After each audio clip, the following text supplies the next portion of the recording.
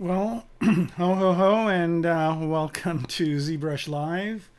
We are doing the last stream of 2024, so we're gonna say goodbye to this year and start the new one.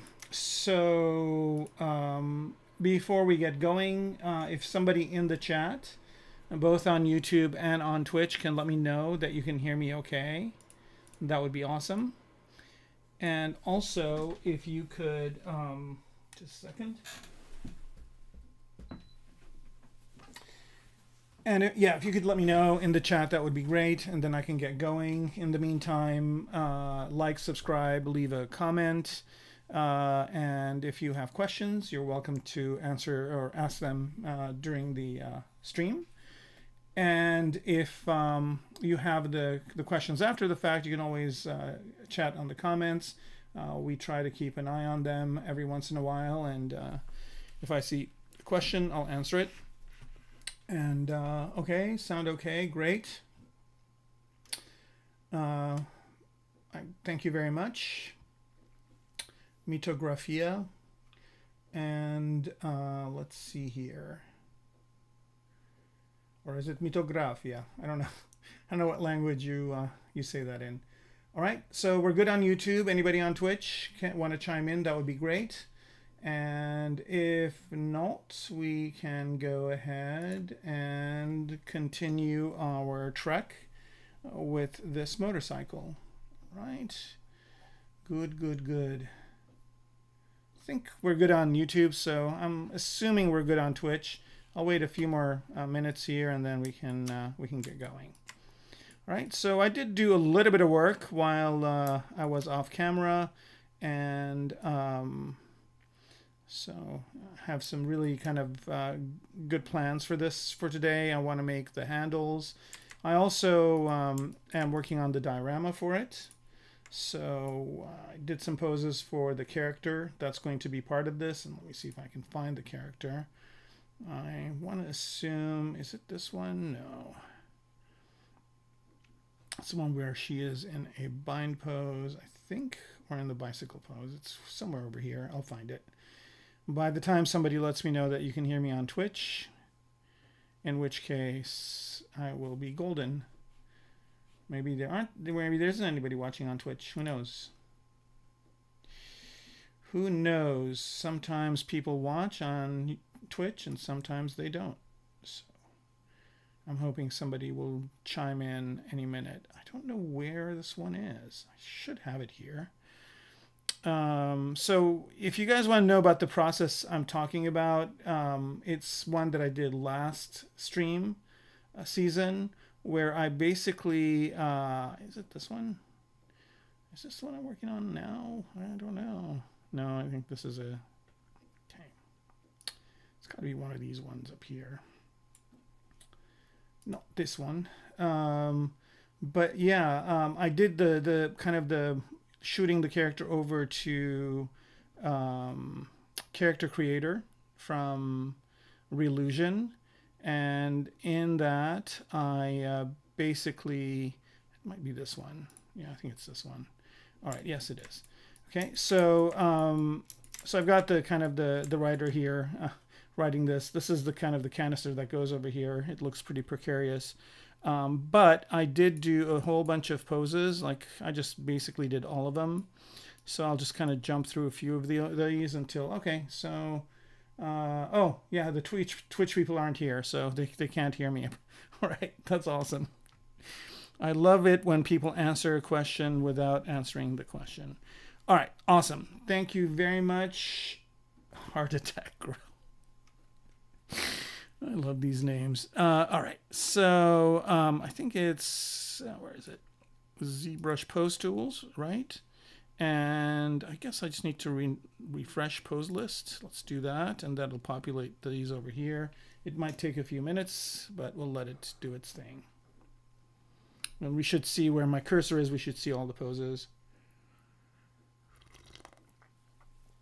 A good time for me to grab some tea. All right. Wow, quite a few of you on here. Here we go. Here they are. And so if I want to look at what the A pose is, I just click on that, and the character just goes into the A pose. And by the way, these pose tools are, you don't need to have Character Creator to use these, and they're pretty useful by themselves. And you can go get this plugin for free from the Relusion website. And I'm going to make my life a little bit easier by hiding this little thing over here. We don't need to see it. Oh, I guess there's more parts to it. Right? Is this part of it? Nope. Is this part of it? I guess the best way to do it is just click on each one and hide and click and hide. I think this is part of it too. There's, I think, one more part over here. I think it's this one. Is it this one? No, it's not. It could be.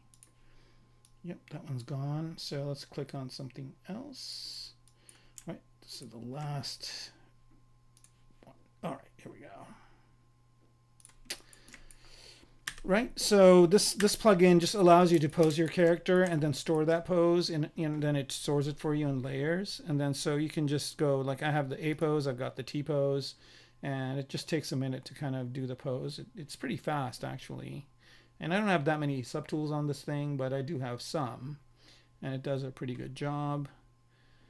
And then I just created a bunch of different poses for this because I'm going to make a diorama with the rider on the plane. So here's one with her walking.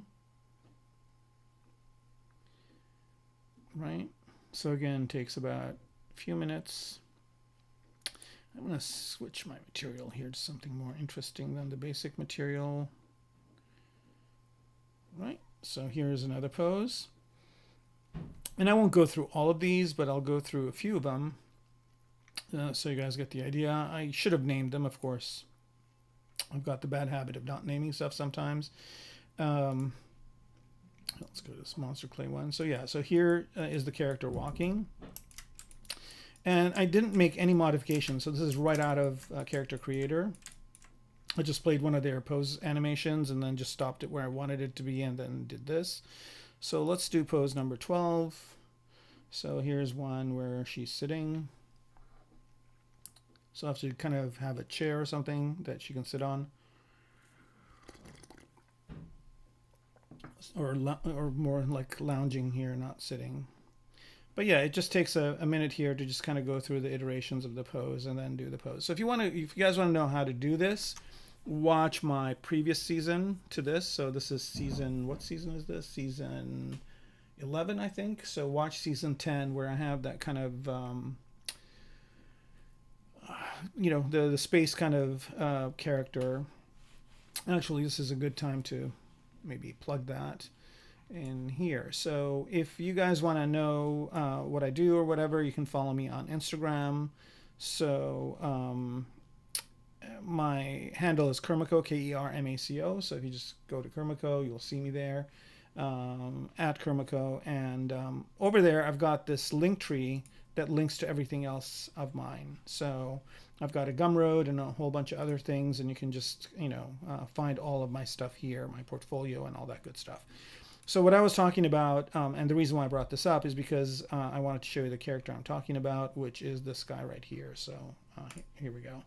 So we spent a whole season making this character and posing him.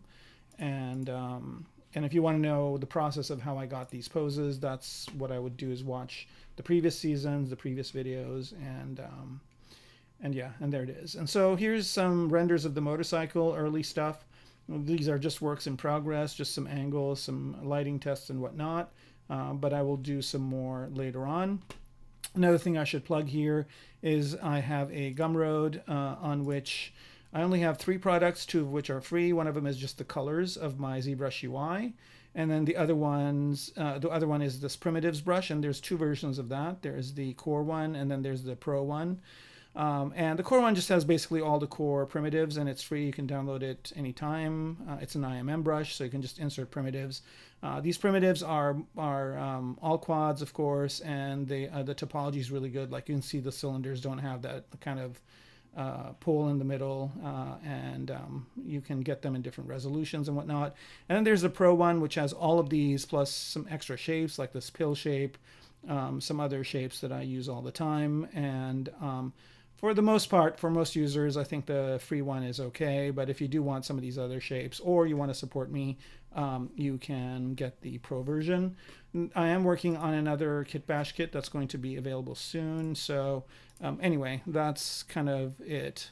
But definitely check out my Gnomon workshop videos too. Like if you want to know how I do my work from beginning to end, I've got this designing a piloted combat mech, and that starts out all the way from VR to kind of creating quick concepts to loading it into ZBrush, refining it, texturing it in Substance Painter, and then rendering it in Keyshot, and then compositing it and all that stuff. So definitely check that out.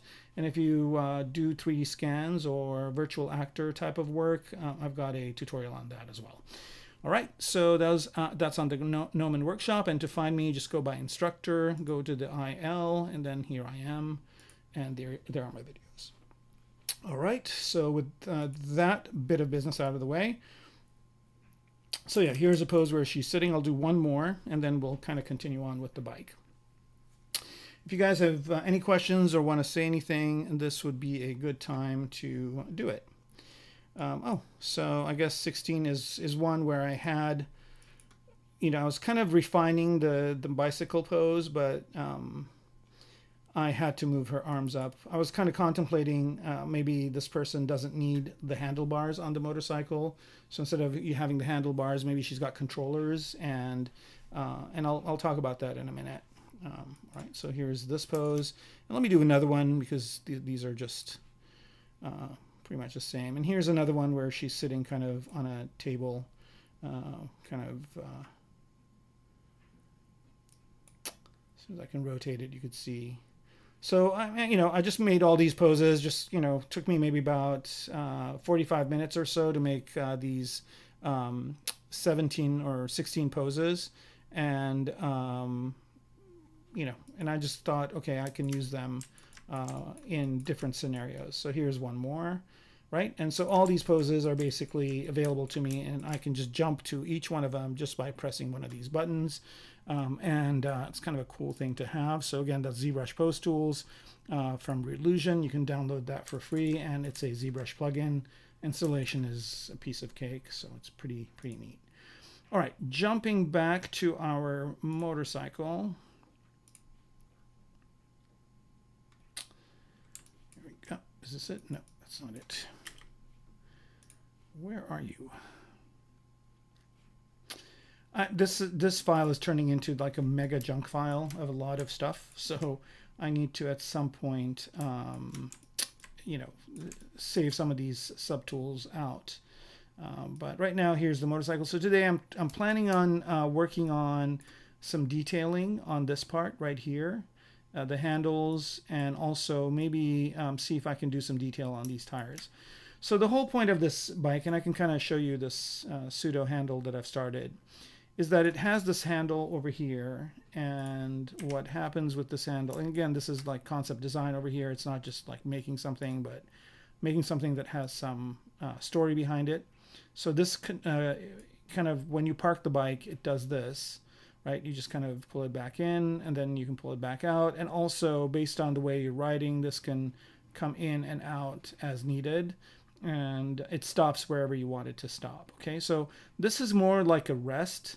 There is no visor with the speed and everything like that, because all of that is on her helmet. So when she's riding it, and here, let's get it to the actual riding pose right here, not this one, but this one, right? So as she's riding the motorcycle, right, and then the kind of the way she's riding it, if she's riding it kind of full speed and kind of laying down as far as possible, then it comes out to there.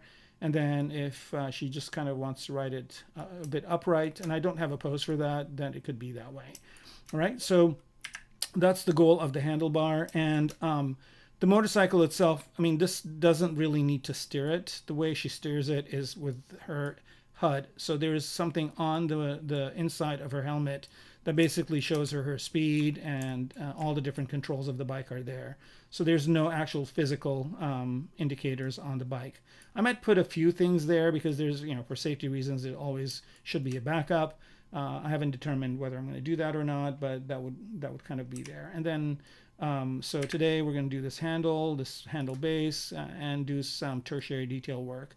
I did a little bit of it over here, and I did that with live booleans, so you can kind of see that I've got a cutaway over here, right? So there's a cutaway over here, and there's a cutaway over here. And then I was also kind of experimenting with, which is going to be part of my kit bash kit, with this other part that kind of makes these holes.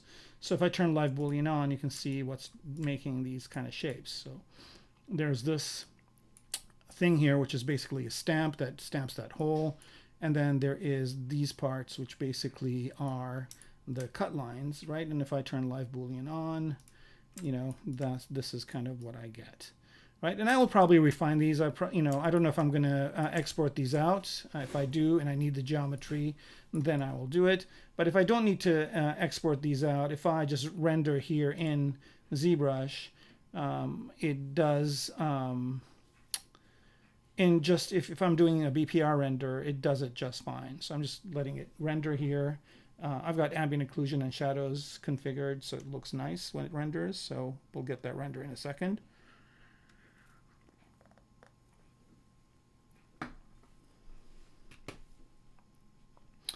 Right, I guess it's not really that different. Maybe if I put the floor on, I'll get some shadows. Then you turn some perspective on. And the floor is pretty high up because I've got stuff underneath it. Well, I guess I'll show some of the stuff I've got going on here as a background. So I've got, what do I have? I should put all these in a folder. I've got a background like this, which are just these crates. And that's one version of it. Then I also have a different version of it as well, which is just these two crates like that. And then I also have a base. And maybe we'll work on those a little bit today too. So let me just do a render like this, which might be more interesting than what I did before. And hopefully shadows are on. If they're not, I'll just go turn them on. But it looks like it's doing AO and shadows, so they should be on. And I do have occlusion on as well.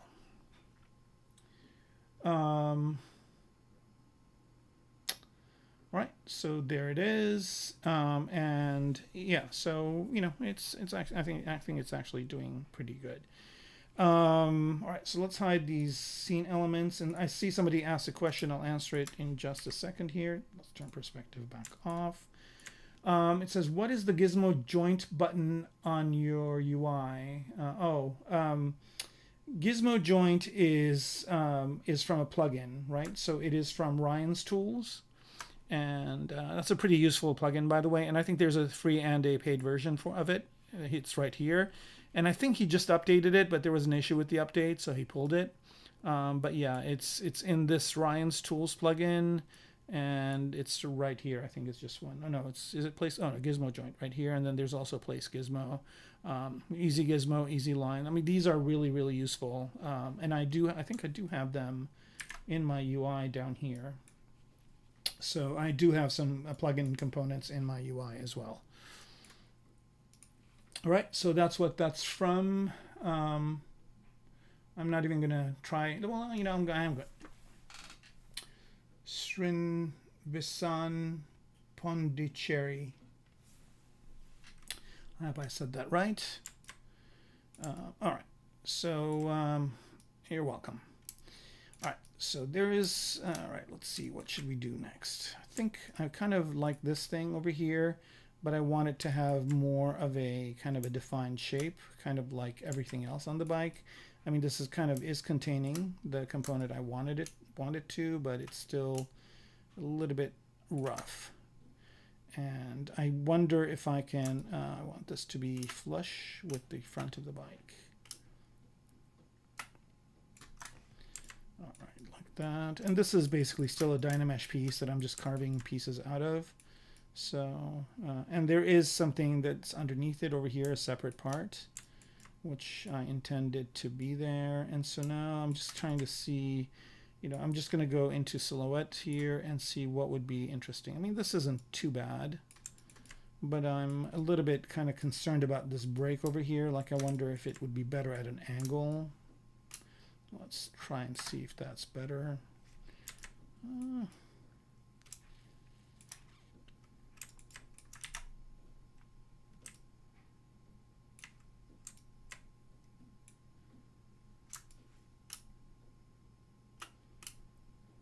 Actually, let me retract the thing to the maximum so I know it's going to fit in the shape. Okay.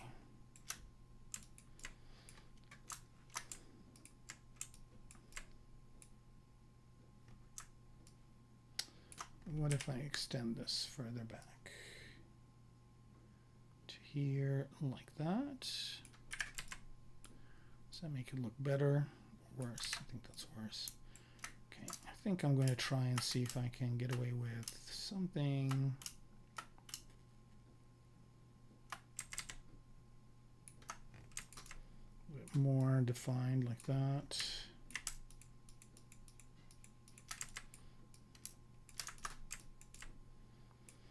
All right. I don't know if I like this being kind of straight over here too. Like, I wonder if it would make sense to have an angle maybe parallel to this one.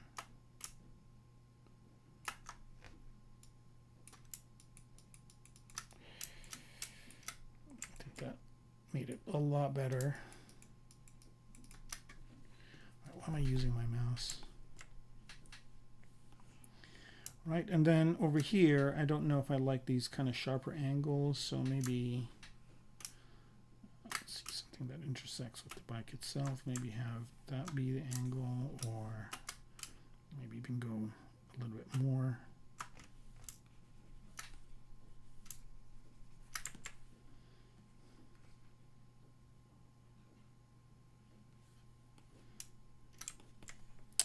And then the last thing that kind of is bothering me is kind of the bottom part. So let me see if I can add an interesting cut in here.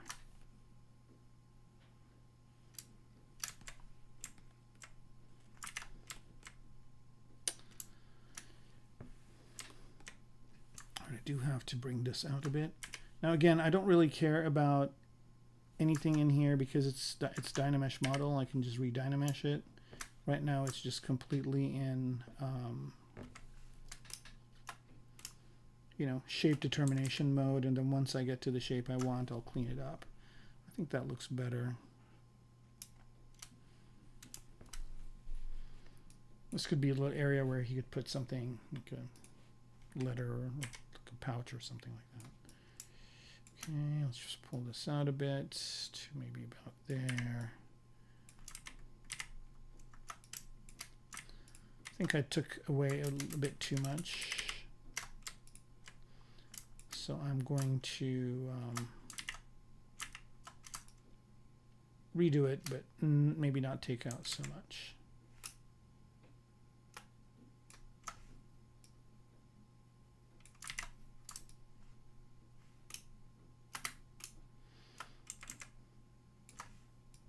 All right, something like that. Still too much.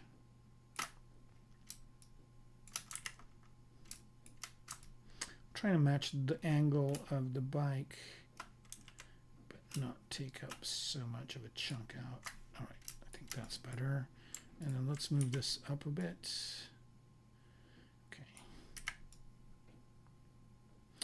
So I guess maybe it comes all the way to here, the handle, so he can see it. So it is kind of open. And now I got to figure out, okay, well, if this thing is going to be solid, then there has to be some sort of a locking mechanism. And if there is a locking mechanism, it's probably going to be on top here that basically shows the different click points where it stops. So I'm going to do that with, let's get Damon Standard here. Let's draw. Okay, so I'm going to use the interpolate function. So I'm just going to do one line like this. And then I'm going to do the next line like that. And I'm just going to say interpolate. And that's going to create the different stages here. Now this stroke count is 10. I'm going to undo that and maybe go to, let's say, 18. Still, why is it stopping over there? I don't know why it's stopping where it's stopping. All right, let me just do this over. Right.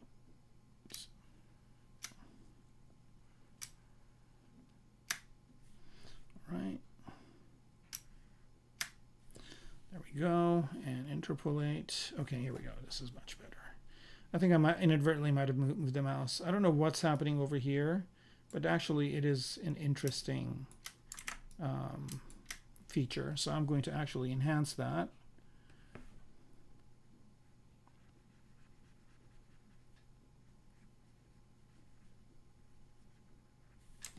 So maybe that kind of stands for something different. And the other thing that's nice about this is that it kind of gives the idea that you know, this is going faster, it's going slower. Actually, it's kind of a happy accident that just happened. Another thing I'm going to do is I'm going to see if I can match this angle for this part here.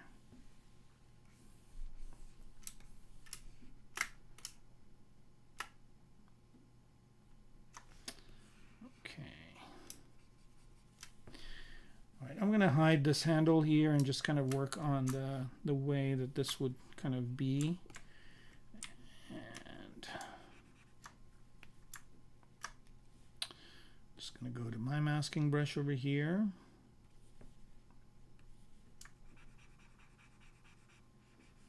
create an inside part that I'm going to inset in a minute. Again, all of this is just pure sculpting. It's all Dynamesh, and it's not really refined yet. I will refine it as time goes on, but this is just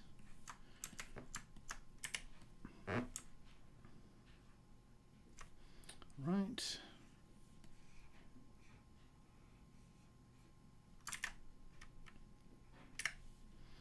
Want that mask to be bigger. And let's see, do I have this here? I do. So let's boost that mask. There we go. And let's sharpen it. All right, that is much better. Move this in. We Dynamesh, so we get geometry on the inside.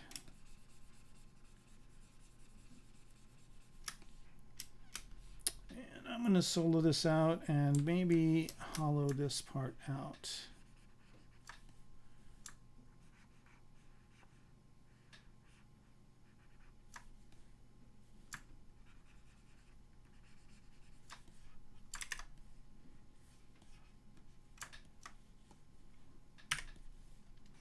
Again, just pushing it in. Dynamesh takes care of. Is it Dynamesh? It's not.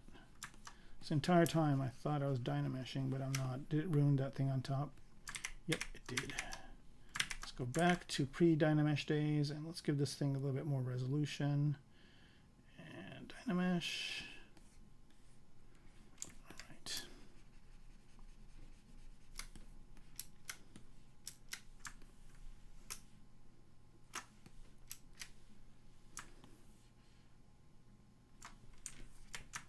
I'm just masking all this because I want to do a kind of a cleaner cut over here. Let's mask this as well. And maybe mask a little bit more of this. I kind of like what happened there. Again, another happy accident. Don't want to mask that. That's what I'm trying to fix. Do one of these guys. Okay, here we go. Redynamesh. We are good. Okay, so again, I'm just determining the shape right now. I'm not really worrying about topology or anything like that. I'm just... Do I have polygroups? I do, but I don't think they make any sense. All right, and let's get back to our bike here. Okay, that's looking good. So, you know, instead of just kind of sticking out like that, now it has some character to it. Now, another thing I can also do here is maybe do a little bit of a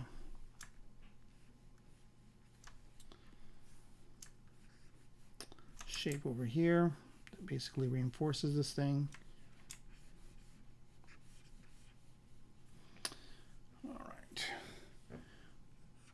Well, I'm surprised at how many people are tuning in, considering it's the holidays. Thank you for spending December 20th.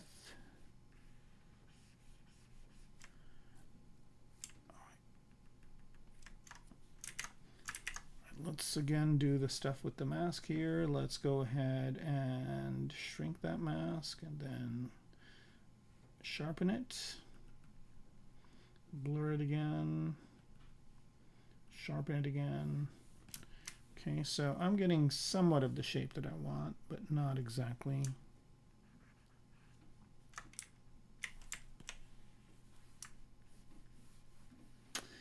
These are the kinds of things that make having a pen display super handy.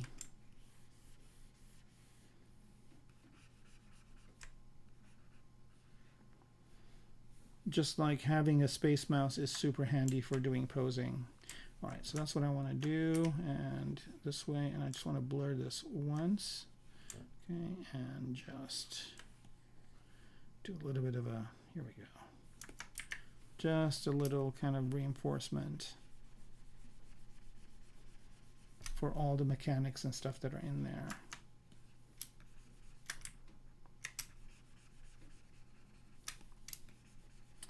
I probably could have done an alpha for this, but it's okay. And just H-polish this thing so it's flat. And let me, where is it? Preserve edge, let's bump that up.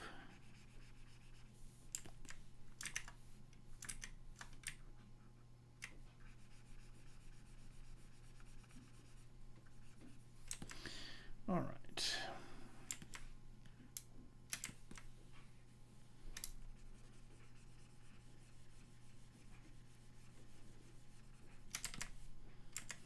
All right, that's good.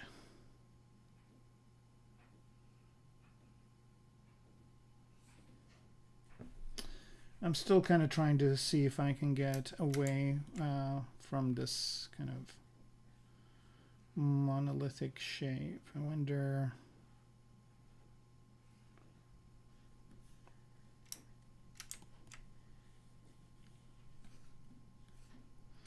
if it would look better if these were not indented in that way and were angular. All right, let's see.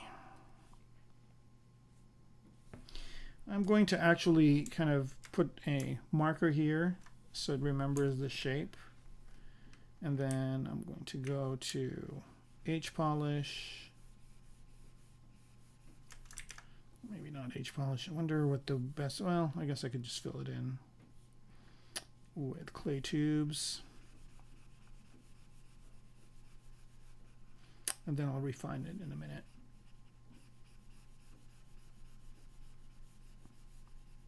There's probably a clip brush. There's probably not a clip, but like some sort of a brush that will allow me to just kind of make that happen in one shot. But this isn't really that much trouble.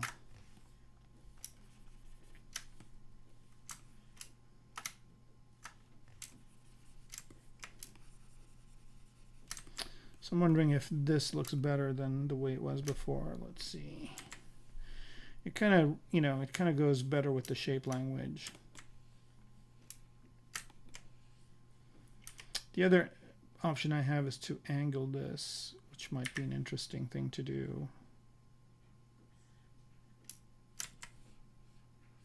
Actually, I think that works a little bit better.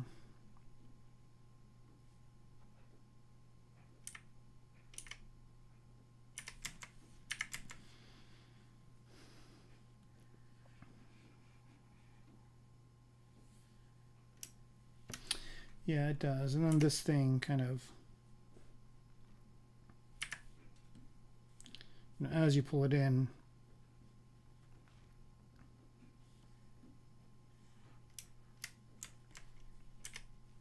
you can angle it the way you want.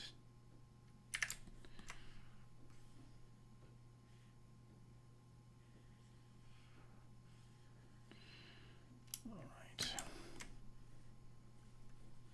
What if I can make this a little bit less?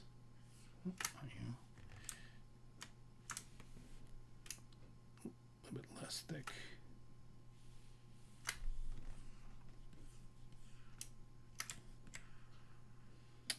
All right, so I still am not determined whether or not it's better this way or this way.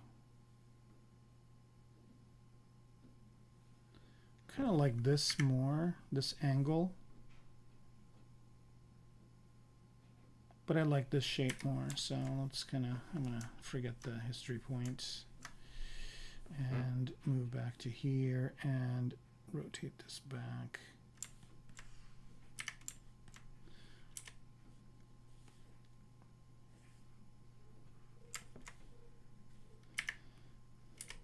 It's amazing how many iterations like this you go through when you're designing something. It's kind of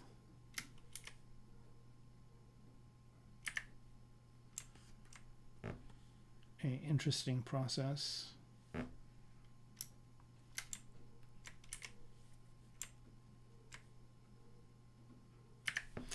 So you had to kind of,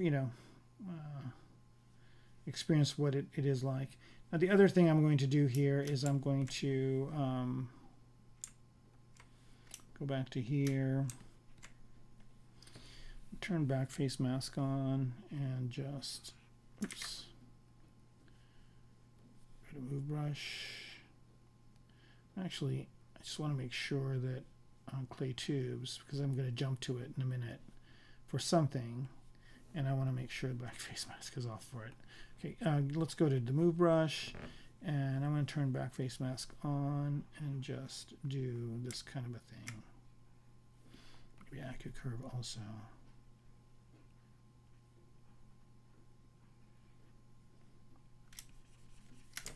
think this makes it a bit more interesting if it kind of has a little bit of a thing on top.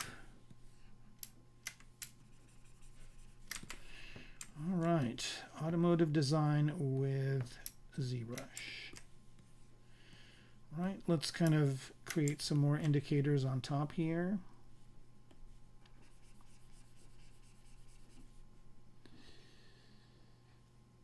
Zen Dao is saying that holiday times is the best time to chime in. Of course. I agree. That's what I'd be doing. I've been watching some tutorials for the holidays. Work has been kind of slow anyway, so I have a lot of time on my hands to kind of sharpen the saw, so to speak. So I've been watching a lot of tutorials and a lot of reading a lot of stuff about what's happening. There's been a flurry of stuff coming out about AI. I don't know if you guys are paying attention, but there's a lot of new stuff hitting the market in December. A bunch of stuff from OpenAI, a lot of other stuff, a lot of video stuff that's finally kind of arriving. So still a bit kind of concerning because all these companies are just willy-nilly releasing the products, no kind of guardrails whatsoever.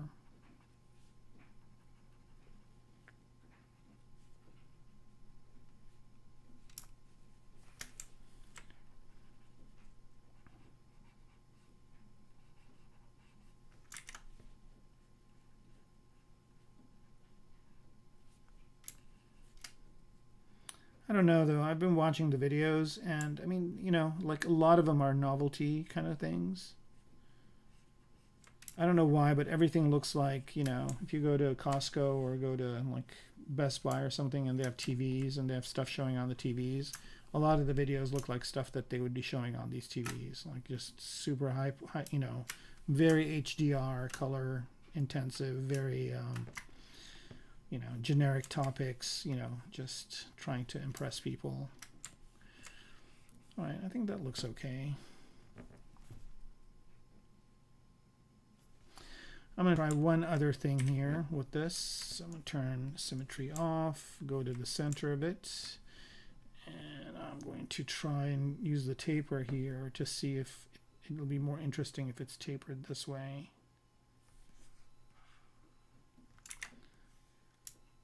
I don't know. That wasn't very exciting to me.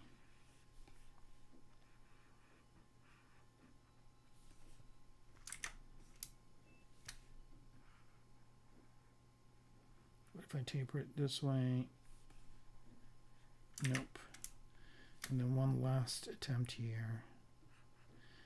These gizmo tools are really good to kind of hone in your design. And I think this one might work a little bit better, what I just did, but not so much.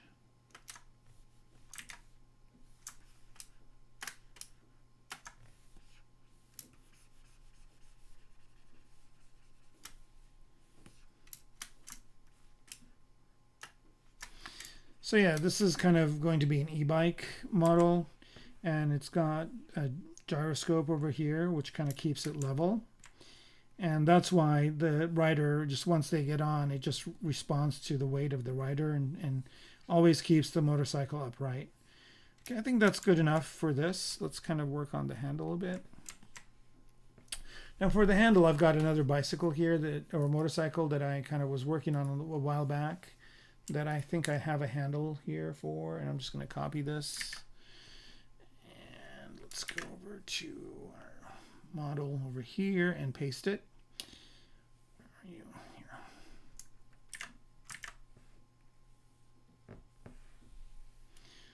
Right. And this kind of gives me a little bit of a guideline. Like these mirrors and everything, she doesn't need any of that because the bike has cameras in the back and everything is on her visor. But I just need to look at these handlebars. So let me, right off the bat, get rid of these mirrors. It's the Dynamesh model. It is cool.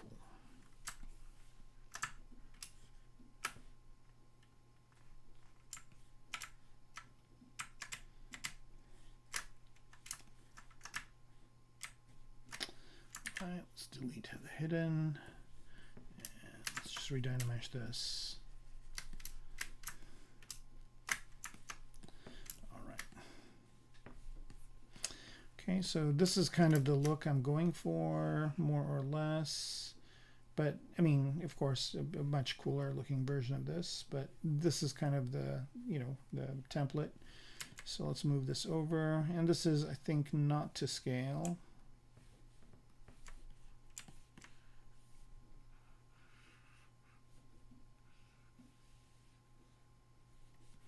I think this is a handle from a Ducati.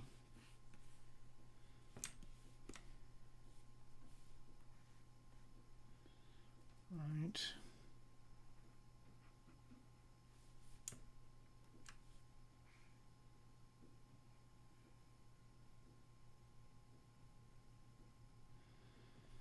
This is kind of the part I'm hoping to get over here. So yeah, this will be a good kind of template for it. And then I'm just going to cut out this middle part, delete hidden, and let's just make sure it's symmetric. Okay. Again, I don't really care about the keeping that part that was there. I just want to do something similar to it with this. And this is really like low poly geometry right now. I kind of like it angled a little bit this way, the steering wheel or the handlebars.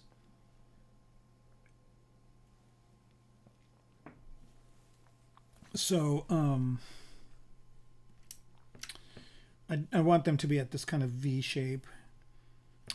So the person's kind of like holding them, you know, like this, and not like this, but more pointed outwards. Zendao, how useful do I think these AI products will be? I don't know. I mean, I think it's just a matter of, you know,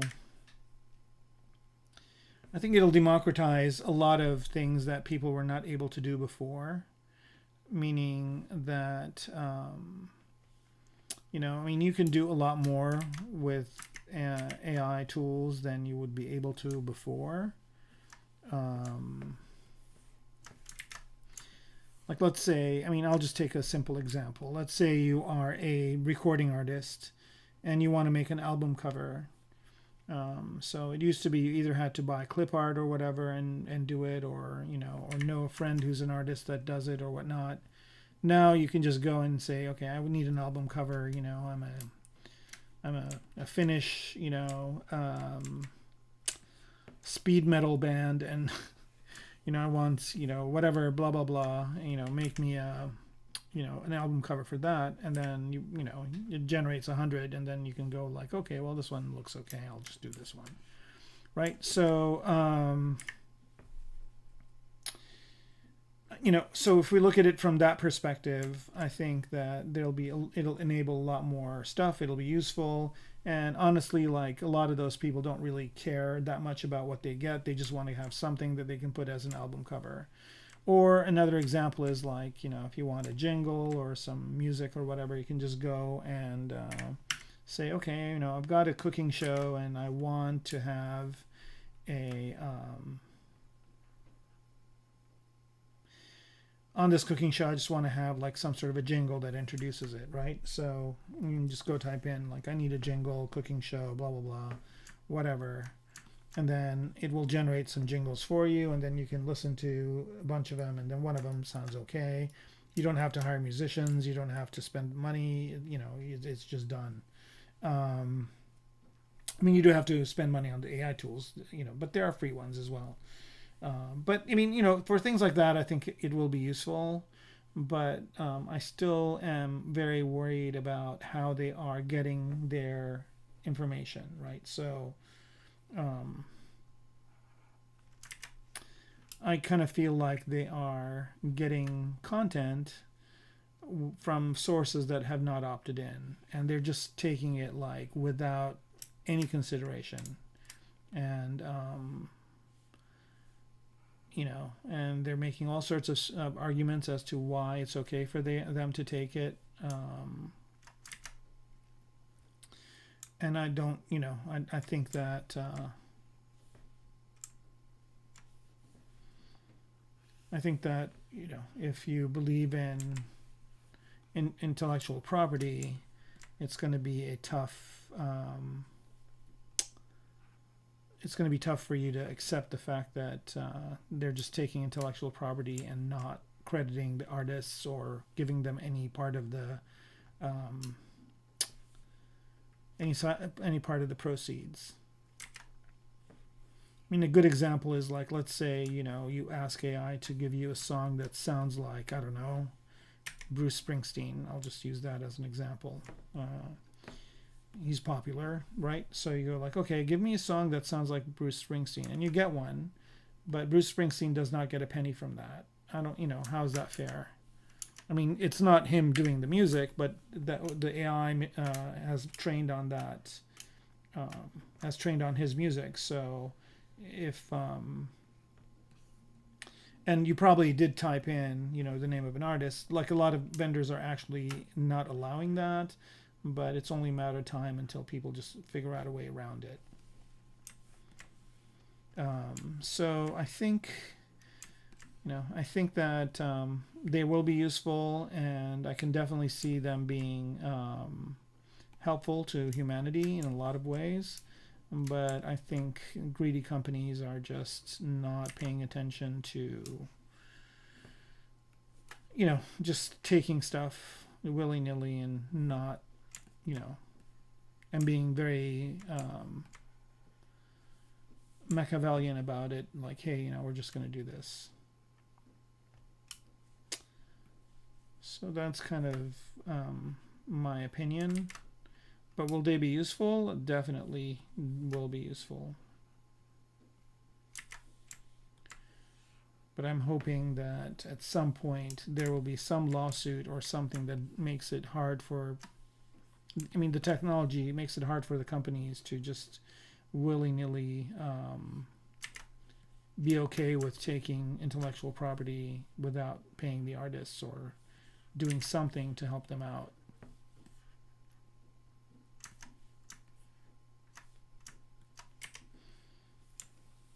Because I don't know if you guys have heard, but there's definitely a lot of artists that used to do a lot of this type of work that are not getting work. So if somebody is an established artist, they're okay because they're established. People will come to them and whatnot. And for now they are. But over time, you know, if somebody's just starting out, there's a lot of kind of in-between stuff they would have to do to get to become better. And they will not get the chance to do that because there will not be, you know, there's nothing to fund them to be able to do that anymore. So, yeah, I don't know. I mean, it's a sociological issue more than it is a technological issue, if that makes any sense. And unfortunately, politicians, especially in this country, are a bunch of old people that don't have no clue how technology works. And so by the time they understand what's going on, you know, I mean, honestly, whenever I watch anybody, you know, in the government talk about technology, when they do these hearings or whatever, it's almost like, you know, grandma and grandpa are like, you know, and explain to me again why the clock is blinking 12 all the time, you know. So, you know, it's kind of like that's kind of the type of questions that they're getting asked. And the technology people are just kind of steamrolling over these people. Like, yeah, sure, you know, you have no clue what we're doing and you will never have a clue. So I think the politicians need to kind of bring in their grandchildren and nieces and nephews to help them figure out how to combat these AI companies. So I thought you guys might find that funny. Yeah, I don't know. I mean, you know, like there hasn't been an antitrust lawsuit, and there are companies that are definitely in that zone. I remember when I was at Microsoft and we had the antitrust lawsuit, like, you know, for the things that they were going after Microsoft. I think there's so many other things happening now that are a lot more. Wait, that didn't happen on the other side? Nope, I guess not. Mirror and weld. No, mirror and weld. All right, here we go. Yeah, so a lot of the things that like they dinged Microsoft for, there are a lot of companies doing much worse, and nobody's doing anything to them. So yeah, I don't know.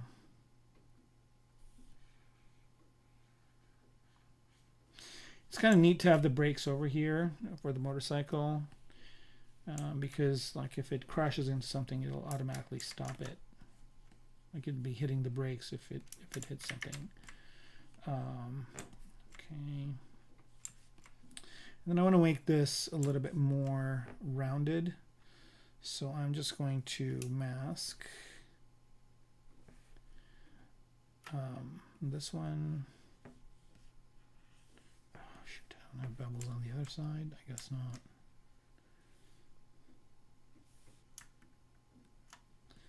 Let's see if this works.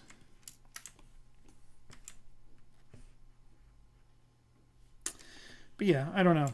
I think AI is one of those things that's kind of cool, but I'm really worried about these companies not respecting the rights.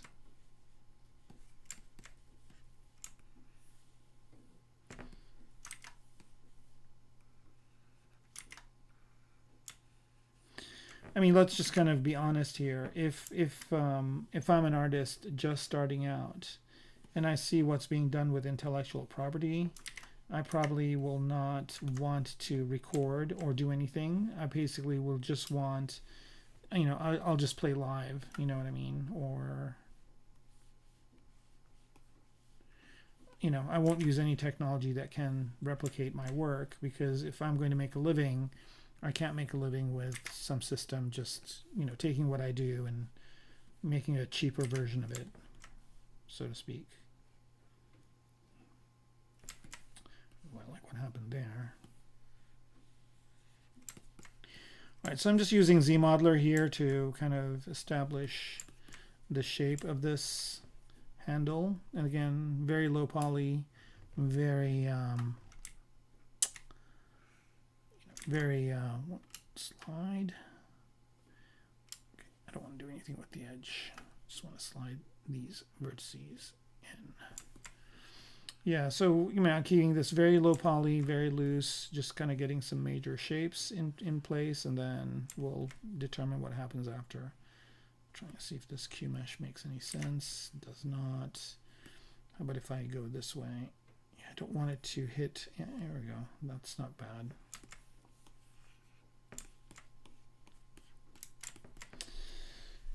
All right.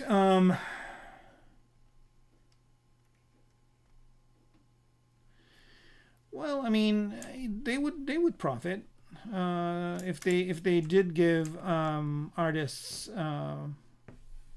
their due. I think it would, you know, first of all, it would create kind of more competition, because let's say there would be one AI company that wants to make an AI software that does, like, let's say country music, right? And if this person pays all the country music artists, then the musicians, then, you know, they will distinguish themselves and they could sign exclusive deals. It's just like streamers, right? I mean, streaming companies have to pay royalties, or have to buy titles so they can have them on their streaming services. So, you know, there will be kind of more siloed AI companies, and they can make money based on what kind of, you know, genre of work that they do, and then they also compensate the artists accordingly, and they maintain a ecosystem of artists, and they basically take responsibility in supporting those artists and supporting what they do. Now, they're not going to do that, of course, because they're getting away with what they're doing. And unless there is, you know, some sort of a law that prevents them, they will continue to do this and try to dance around, you know, legal issues that come up until they don't have to. I mean, you know,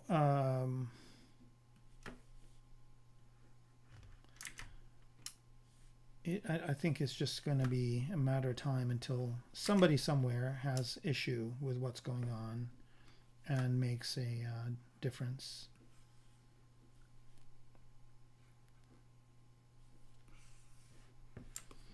There will be a marquee lawsuit or something that happens at some point that will establish a point.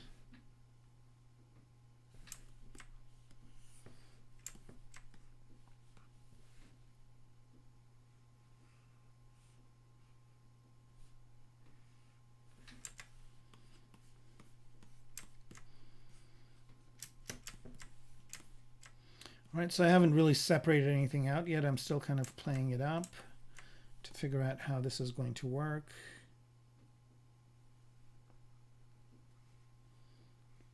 I'm building volume using ZModeler.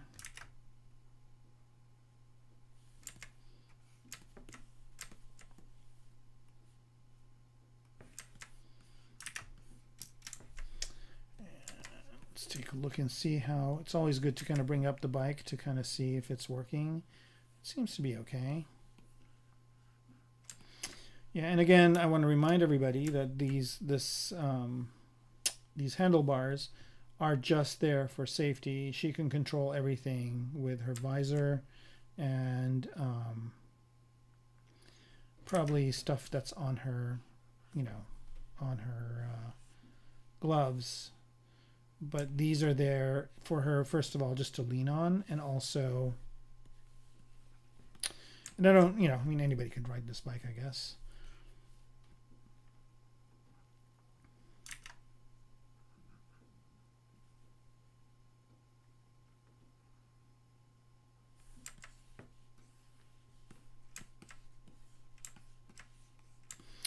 Yeah, I mean, I think that you'll start seeing AI more and more in movies and TV shows. There'll be small clips at first, and then, you know, there'll be more and more as time goes on. Right now, they're very good at doing clips, but soon they'll have, you know, 10-minute, 15-minute sequences that you can kind of play out.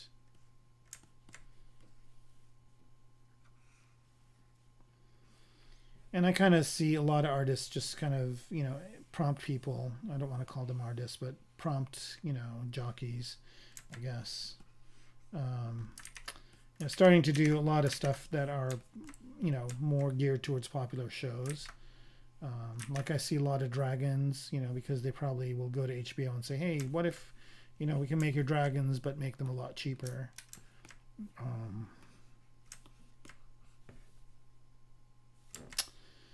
So yeah, I think with dragons it's kind of not that hard to do, you know, for AI, for VR to do it, or not VR, I'm sorry, for AI to do it, because they don't exist. So you can you can kind of, you have your freedoms of stuff you can do.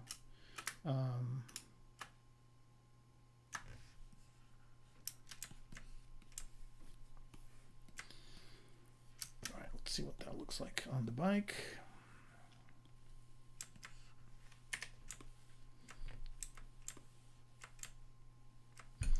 All right, let's see when it extends.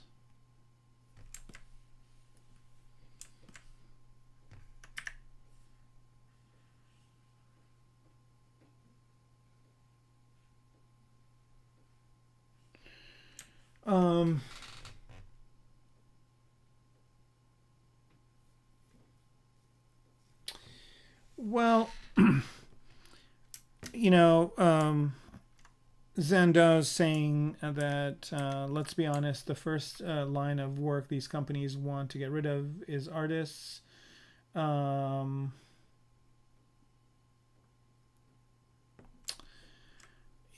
know, I don't think it's just artists. I think they just want to replace people. I think the whole point of AI, you know, the biggest kind of, you know, the reason why it's getting so much funding is they're basically saying, well, you know, what's the most expensive thing that you have in your company? What's your biggest expense? And for a lot of companies, it is people. So, so they want to replace those people. So yeah, they probably do want to replace artists. They probably want to replace everything. I mean, we have cars here. I don't know in where you are if you have those, but in LA nowadays it's very common to like be driving around and seeing driverless cars around. Waymo cars that are basically, you know, taxis that have no drivers, right? So that is a job that somebody could be doing, and they're not, because there's a driverless car. Now, is this driverless car better, safer, or, you know, cheaper than a car with a driver? Not yet, but will it be? Who knows, right? Right now it's a bit of a novelty, but I think it's still a little bit cost prohibitive for most people to be able to do it. But I think because the Waymo cars are really nice Jaguars, and you know, I think they're $100,000 each, so they're pretty expensive. But will there be cheaper versions of them? Absolutely. So yeah, the whole point of, you know, when people are pitching AI to investors, they're saying, you know, this is going to be successful because it's going to get rid of the biggest expense companies have, which is people. So it's kind of like the Industrial Revolution in a way, but it's one that will affect all businesses and all lines of work. So whatever it is that you do, whether it's high-paying jobs or low-paying jobs, AI is going to target those at some point. At some point, whatever you're doing now, your boss is going to call you in and say, you know, we found a cheaper way to do what you do, so we have to let you go.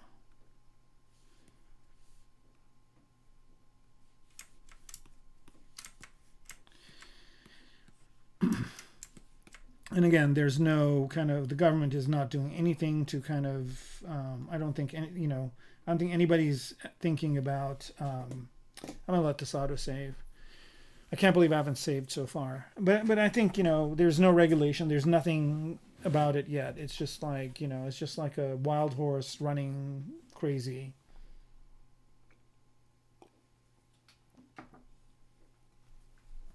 And there, you know, a lot of the buzzwords are like, you know, self-aware AI or AGI, or,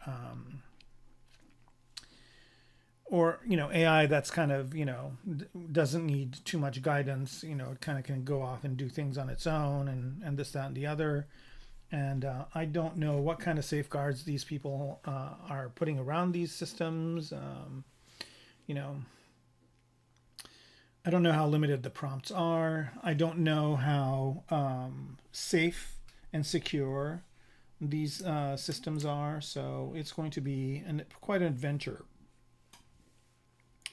to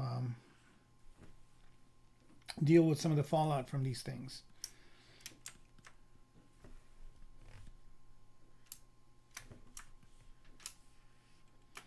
But yeah, I mean, there are a lot of enthusiasts that are just loving what's happening, and they think it's going to give them an opportunity they didn't have before. There's a lot of people that wanted to be artists, but they weren't artists. They weren't good at it. And now they feel like, oh, well, with this, you know, I could be as good as whatever artist's name I can type, or, you know, I'm as good as the prompt that I use. And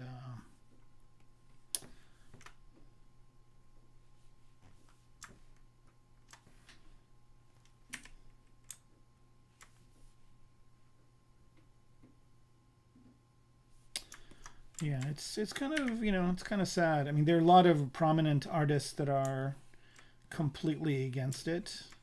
And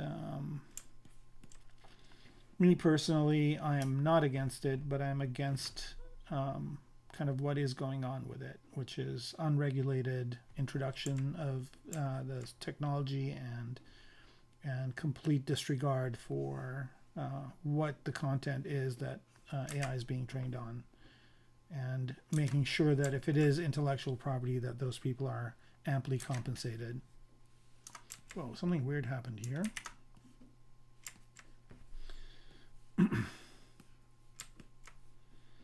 all this out, polyframe it. I'm going to turn live boolean off for a minute so I can see what I'm doing. But yeah, I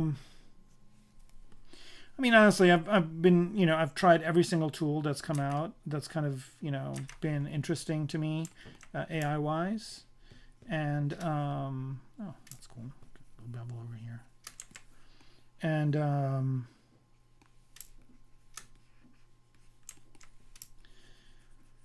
you know, I mean, like, there's some interesting and cool parts of it, but most of it is, you know, like, okay, you know, I'm not going to sit all day and type prompts to make my work. You know, refining it that way has just never been appealing to me, and it still isn't. All right, I'll put like some kit bash part over here to make this happen. And pretty soon I'm going to start kind of cutting this thing up into separate pieces. But I just want to get the kind of the construction of it done first. I'm curious if anybody on here works the way that I do on ZBrush. I think I'm going to change the topic from AI for, you know, I think it's one of those topics that just I can talk about forever. And that's not what this stream is about.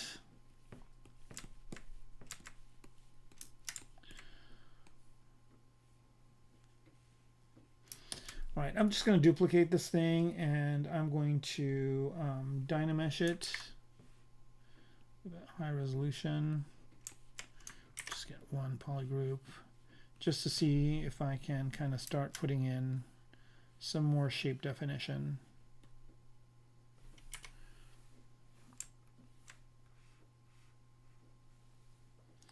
And let's hide this old one.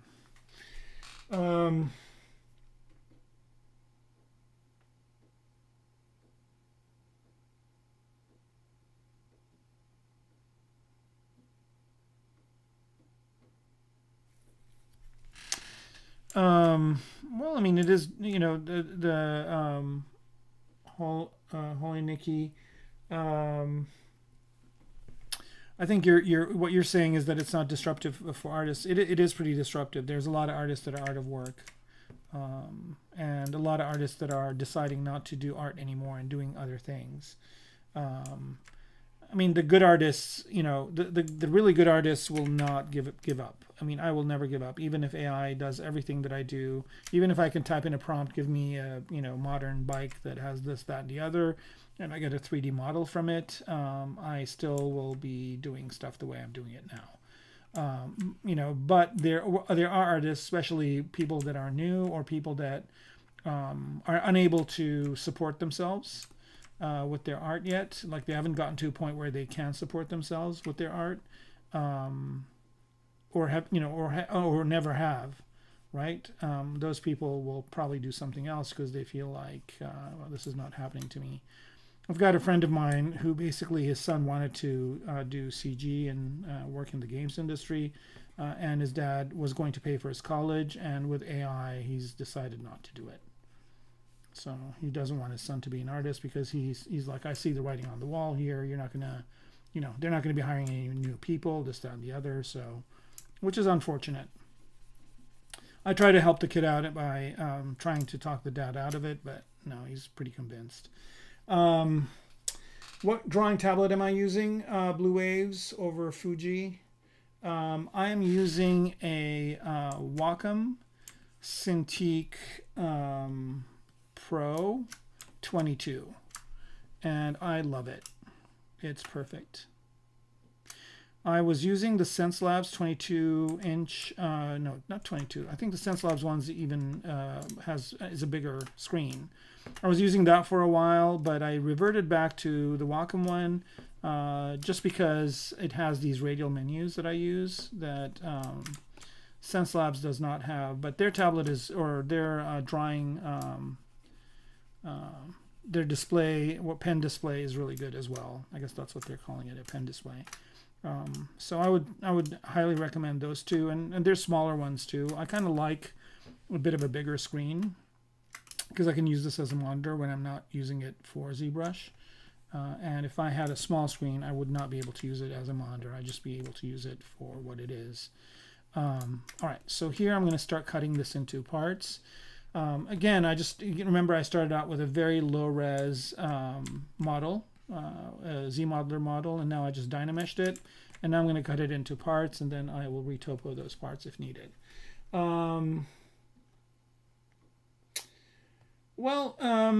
Yeah, I mean, you know, there are different ways of doing things. You like using Dynamesh, then that's great. I feel like I can get these nice geometric angular shapes with ZModeler, but sometimes I can get them with that as well. So, all right, so I'm going to use the knife curve tool, and I'm going to turn on split to parts so I keep what it is cutting. So I think the first cut I'm going to make over here. All right, so that's definitely a different tool now. And the second cut I'm going to make this way. Don't crash. Boom. All right, first crash of the evening. Yeah, the knife curve brush is kind of a it's kind of one of those that you have to save before you use it, just because these kinds of things happen. And I don't know if I did something incorrectly, but that should have worked. So let's see if we can recover from this.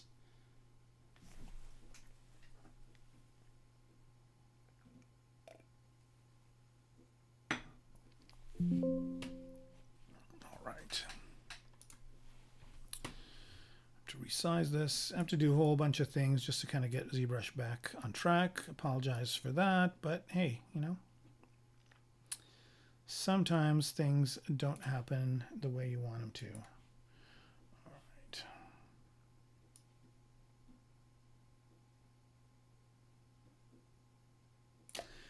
Actually, I got to admit that ZBrush has been less crashy lately. All right, first thing, let's do the document thing. Or actually, let's open the file first. Open. Right, just 1 second here.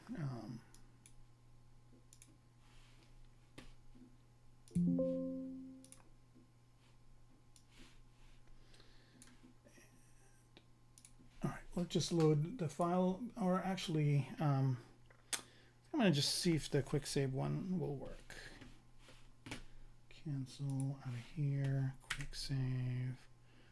All right, I guess this is where I had it at, so we'll see if it works better. You can see some of the other projects I've been working on here, my quick save.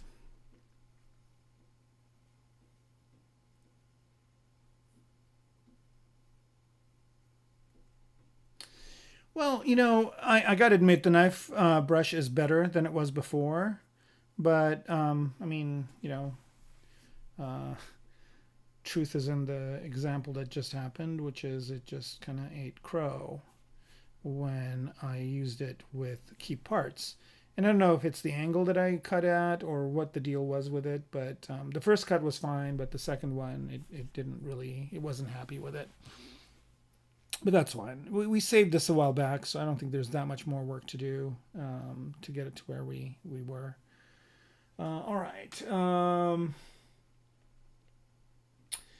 Yeah. I think it's a good idea, you know, to, all right, let's just do this here first, a document, new document, no, and then let's do double, yes. Let's do a half, just to kind of make the quality a little bit better. All right, so I guess we were, what did we lose? Well, we didn't lose that much. We did not lose that much. All right, we're good. All right, let's duplicate this, and then let's hide one of them, and then let's just Dynamesh it at, like, I don't know, about maybe 2,000 or so. That's good. And then I could probably go lower than this.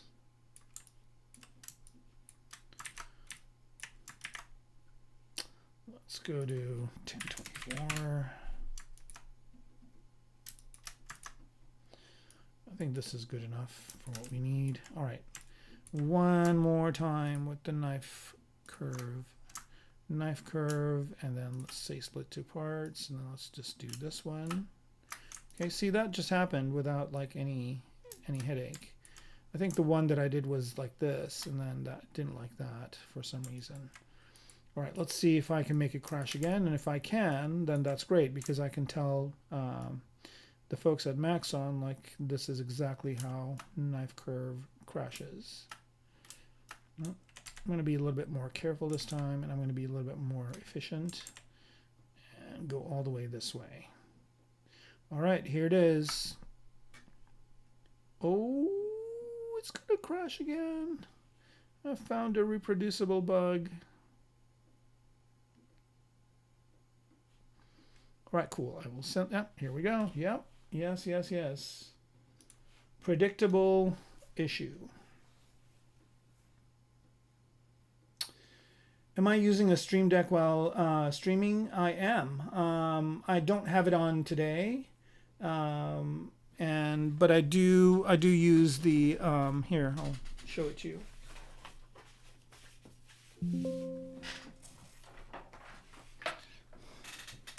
All right, I'm sorry we have to do that song and dance again, and maybe I won't use the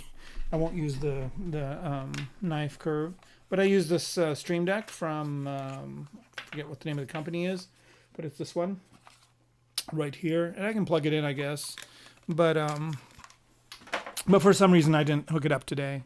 It's super useful. Like, I have a lot of buttons on it, like to hide and show different screens and mute the audio and do all sorts of fun stuff. It's super useful, and I'm going to put some more animations on it or whatever. I've been meaning to stream outside of ZBrush Live for a while now. I just have not had the chance to do it. It's just been super busy. Oh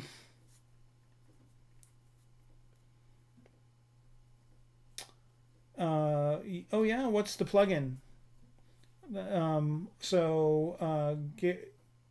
ZBrush Tripoli. Again, sorry, I'm kind of, we need an AI to like pronounce names correctly. But what's the one that does the thing with the window? Window mover and resizer by Bar Raider. Okay, cool. I will check that out, because that will definitely help. Let me take note of what that is so I can check it out. Is that a ZBrush thing, or is that a Windows thing?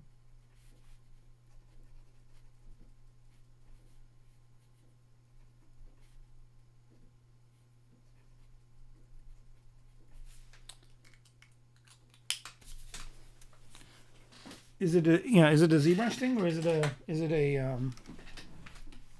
all right, so let's do this part again. W new document, no. Document double, yes.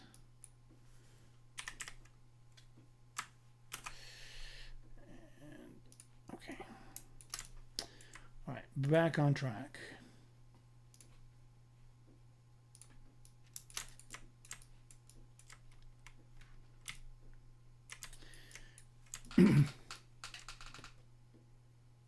Oh, it's a Windows thing. Okay. Yeah, so that probably would be really cool for other applications, but I don't know if it'll work for ZBrush. Because ZBrush, I think it just uses the border of the window. I'll try it anyway. I'm definitely going to download it and try it.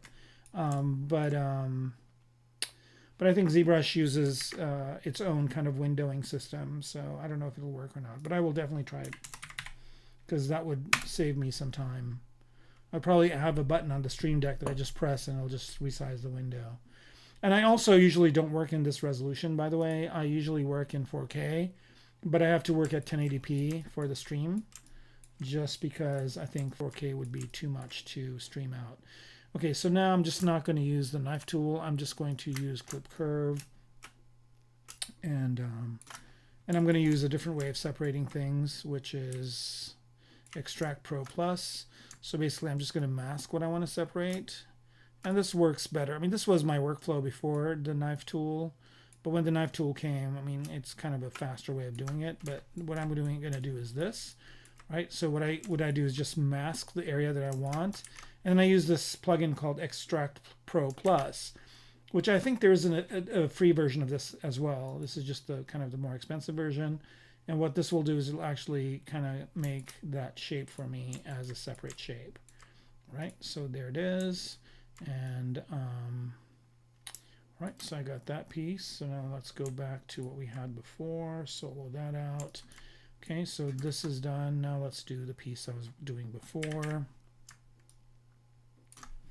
Again, I need to remember to use the tablet versus the mouse. Okay, here, let me just choose my mask brush here.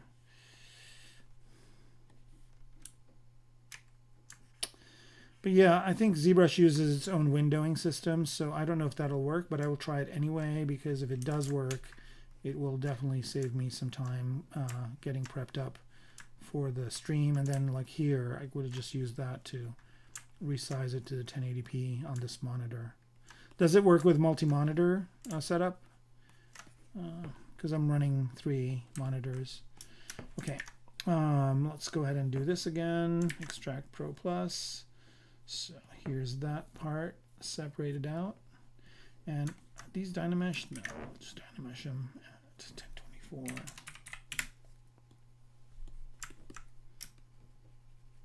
Right, so I'm basically just creating these parts separately and closing them up.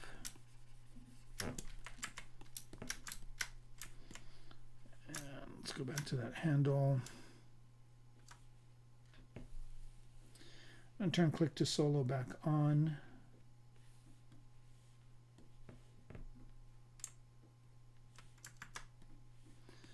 That's a really cool addition to, and I'm going to Dynamesh this as well.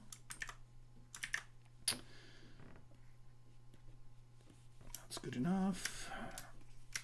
All right, so I'm just basically creating different parts that I will work on separately. So there's this one, and then let's go back to the main thing here. And I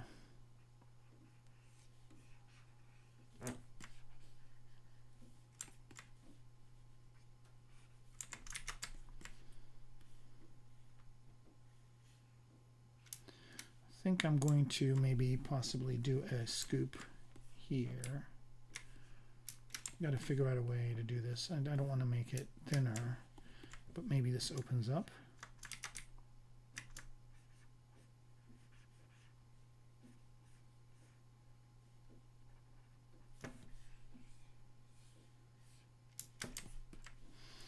All right, so what I'm going to do here is just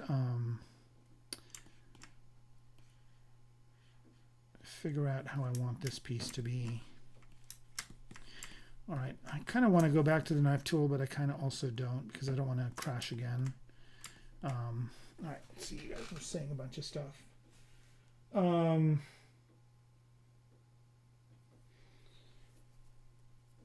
So did it work?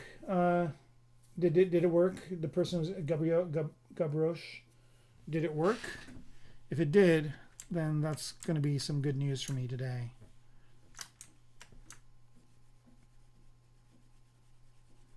Right, now I'm just kind of determining this piece.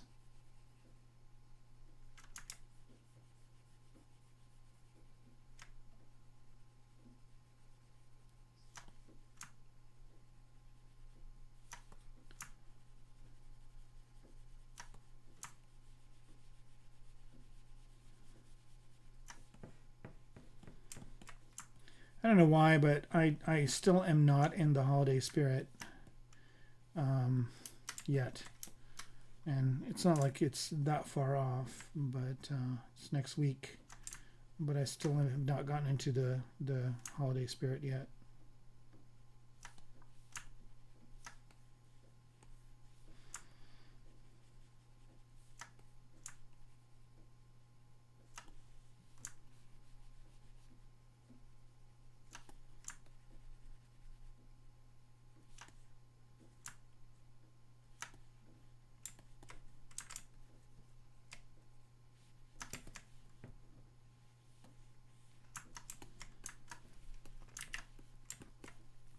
I'm still trying to find a good shape for this piece. Oh, it does? All right. Okay. You're on 22.0.8. Yeah. I don't blame you for staying with the perpetual version. I mean, there are some cool things in the new versions, for sure.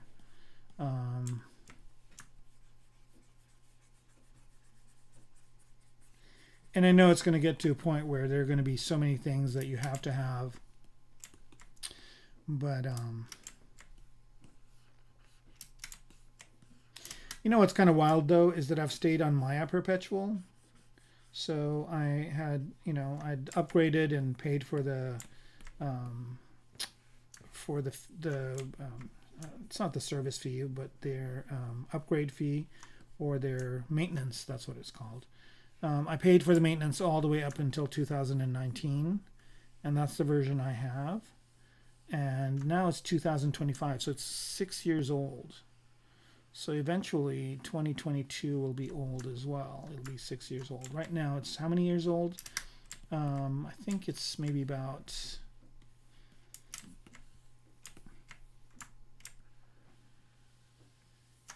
6. No, it's not 6.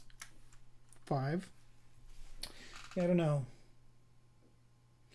All right, yeah, I don't think it'll make a difference either. I think it will work. If it's working for you, it will. And if I get it to work, I will definitely give you a shout out. And if you want to get a hold of me via email and let me know what your name is and everything, I'll be more than happy to thank you on the air.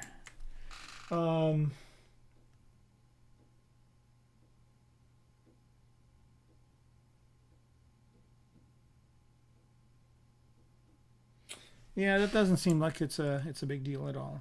So yeah, I am excited to be trying this. Thank you. Thank you very much.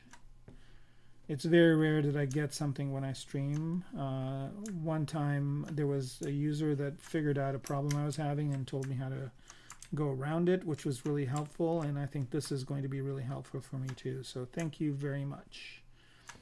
Just having an automatic window sizer, just to go to 10. I mean, it's not just for the streaming. I make tutorials, and that's something that I also have to set up the screen. This will save me. That will save me a lot of time. All right, so here I've got this other shape that I want to cut out. And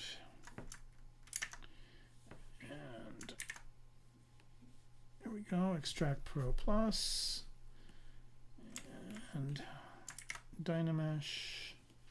Oh, let's bump up that resolution. Are they connected?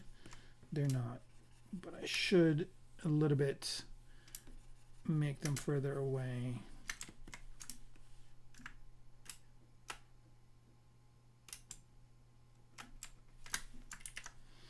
Okay.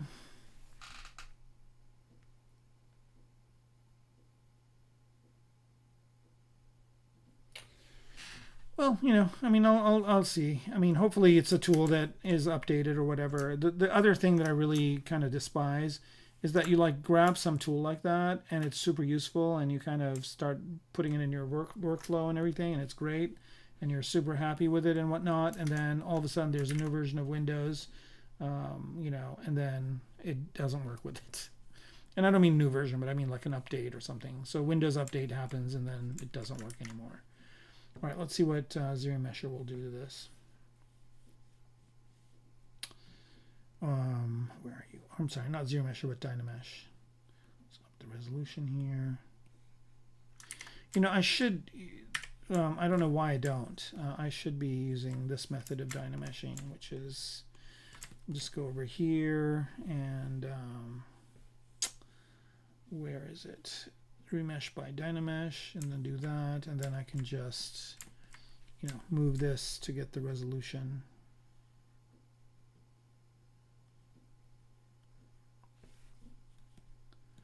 All right, that's not bad. Okay.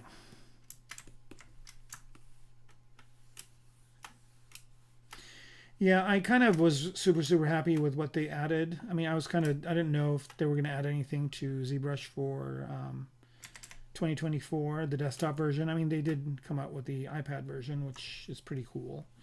But I didn't know if they were going to add anything to the desktop version, and they did.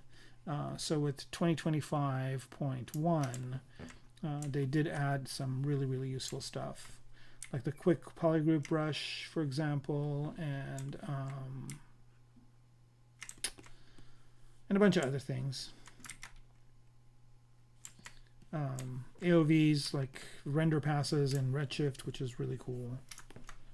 And so yeah, that was exciting stuff.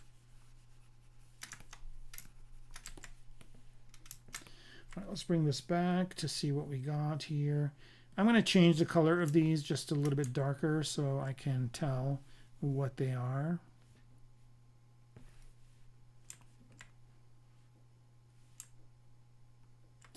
On this one, maybe make it a little bit redder. Same thing with this one. Okay.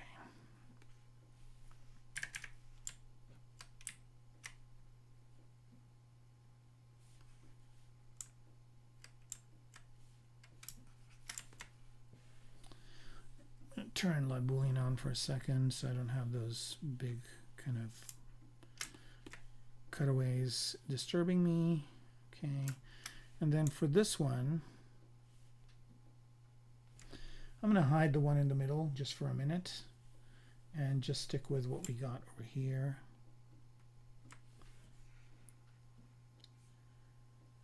I kind of like that split thing coming out. I wonder if I could do something. Kind of almost looks like a crossbow.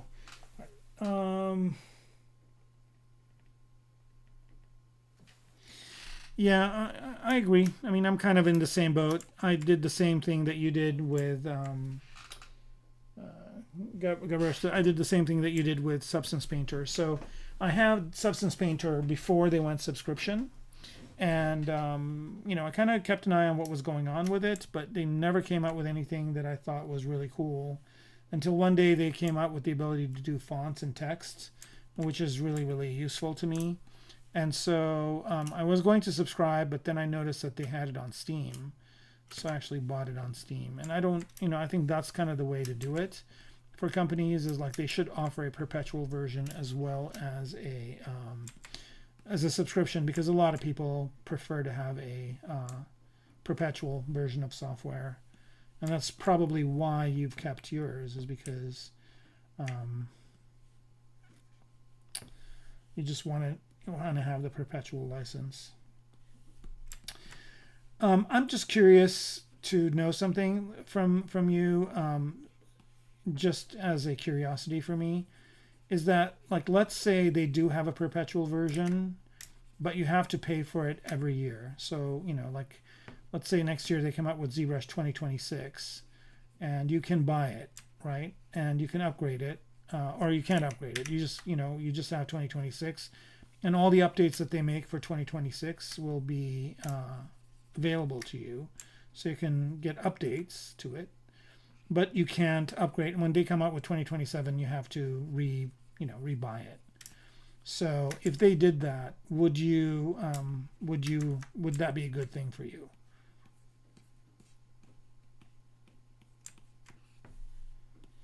Or would you be like completely opposed to upgrading?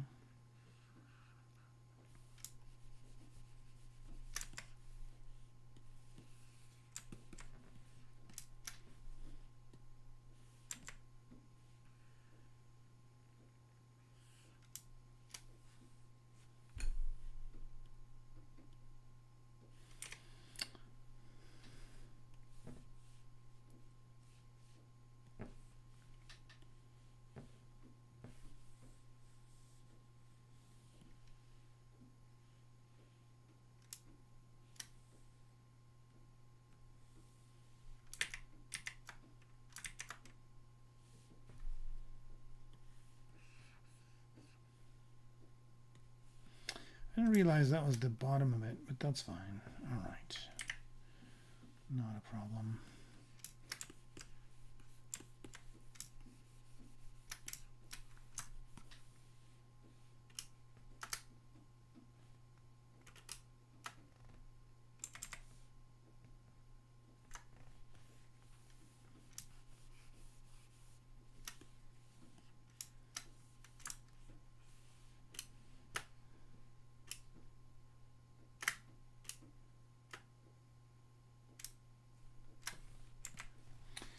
Um,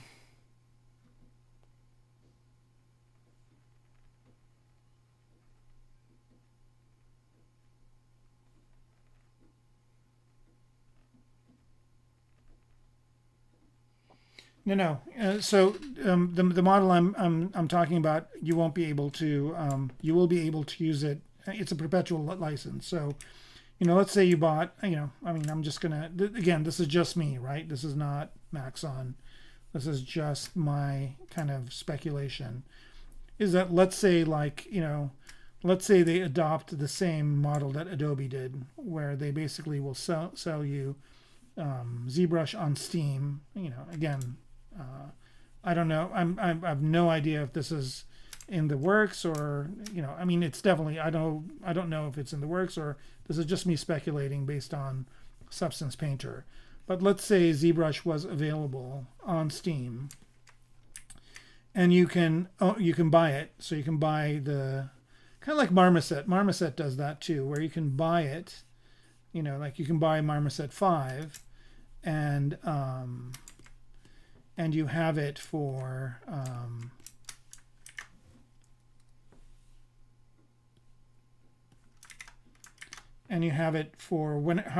forever, right? So you basically buy Marmoset 5.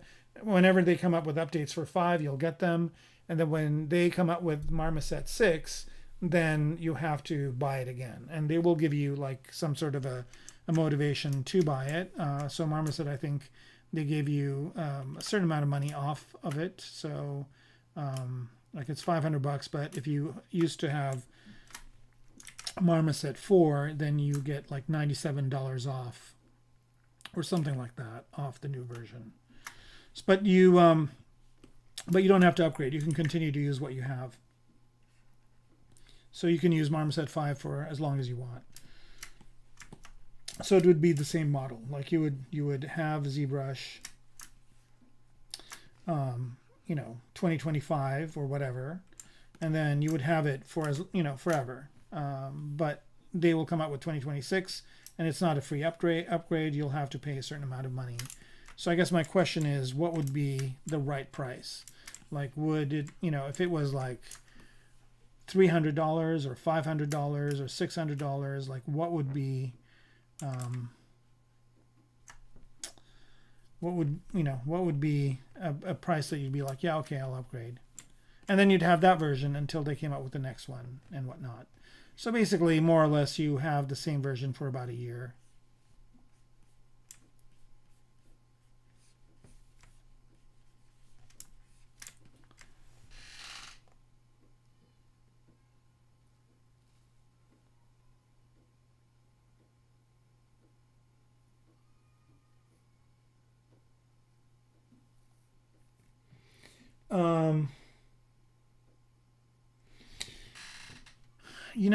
I don't know. I have Marmoset 4. I looked at 5, and like the only reason why I thought it would be compelling to get it is because of the UDIMs, but I don't texture in Marmoset. So I texture in Substance Painter. And since I have Substance Painter, I don't feel like I need to get Marmoset 5 right now. But if I have a project that needs UDIMs, I will upgrade, and I don't mind doing it. And also, I know that they will have a more discounted version of it available later on during the year. They usually do that. So, like 6 months in, they might have a sale or something. Because last time I upgraded to 4 for not that much. So.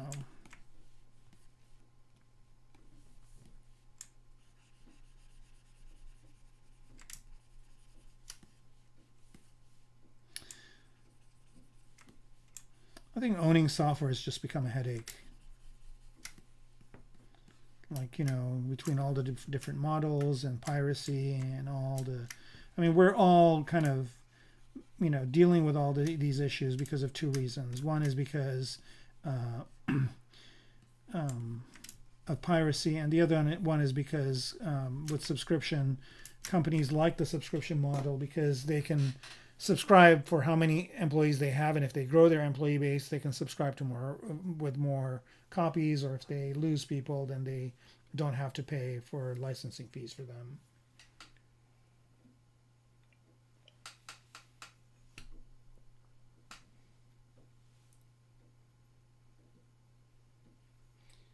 So yeah, that's exactly right. So what would you say is not expensive? Like what would be an amount you'd be like, okay, yeah, no, it's worth it. You know,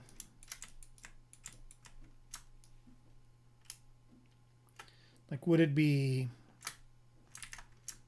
you know, if it's the same price as subscribing to ZBrush for a year, would that be okay?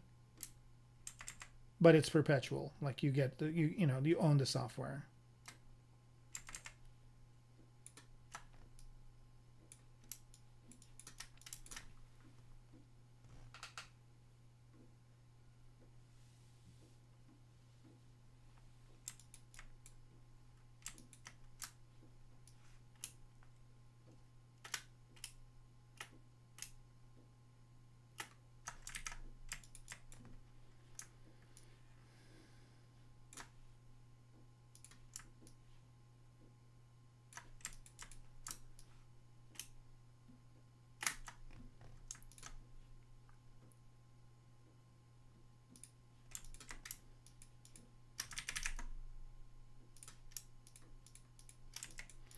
All right, so there's this piece. So I'm just basically parting it out right now. All the different pieces of the handle here. And then I can work on each one of these separately. Let's do these handlebars. I don't like the fact that it's kind of square. I'm going to round it out. So to do that, I kind of like these ends here, so I'm not really going to mess with those if I can. And then I'm going to try and do this kind of trick, see if it works. As a matter of fact, I think it will work better if I just have the one side. All right. I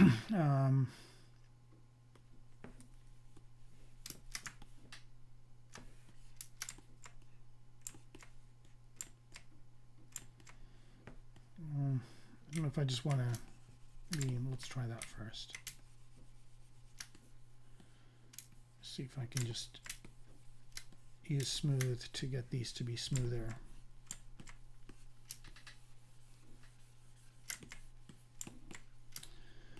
Yeah, I don't know. I mean, it's like, you know, imagine that before, you know, ZBrush was a free upgrade. And they upgraded it so many times that way. I think people are just used to that.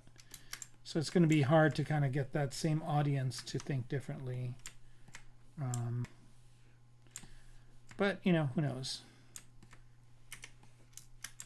There could be a compelling reason to do it. I mean, the iPad version actually is not that bad.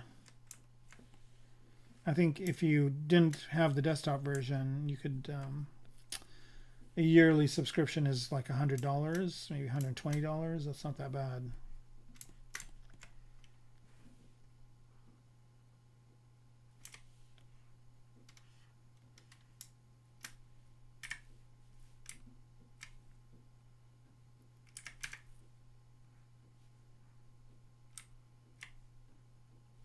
And you don't really need a tablet. I mean, if you have the iPad, you have already have a tablet.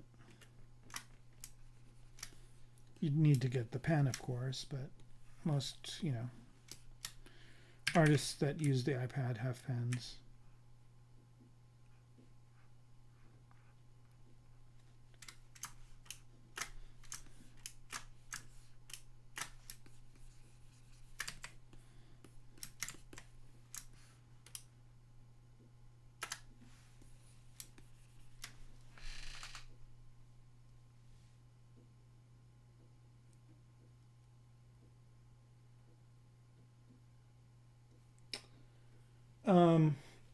Hey, Lealgo, how's it going? Hello back.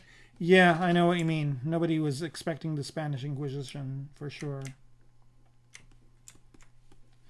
I don't know though. I mean, if you really think about it, you know,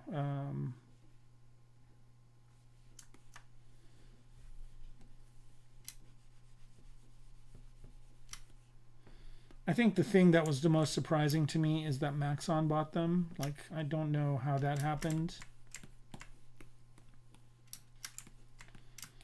But I guess Maxon got a lot of kind of publicity because Beeple used their software, used Cinema 4D. So Cinema 4D got a huge boost from him using it when the NFT thing was a big deal. And a lot of motion designers use Cinema 4D also. So it is a pretty neat program. I'm learning it more and more and liking it more and more as well.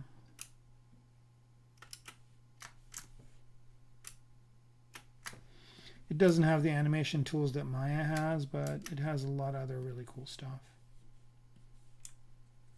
And I'm not much of an animator, so I don't really care that much. And most of my modeling I'm doing now in ZBrush anyway. Like, I rarely go to Maya to do any modeling. I mean, if it's a job then and they use Maya, then yes, but for the most part, I can do pretty much everything I need in ZBrush. I almost have workarounds for almost everything that I do. All right, let's do this. Let's go to the other side here. And I'm going to hide this thing that I brought in before. I don't need it anymore. And which ones of these do we have showing?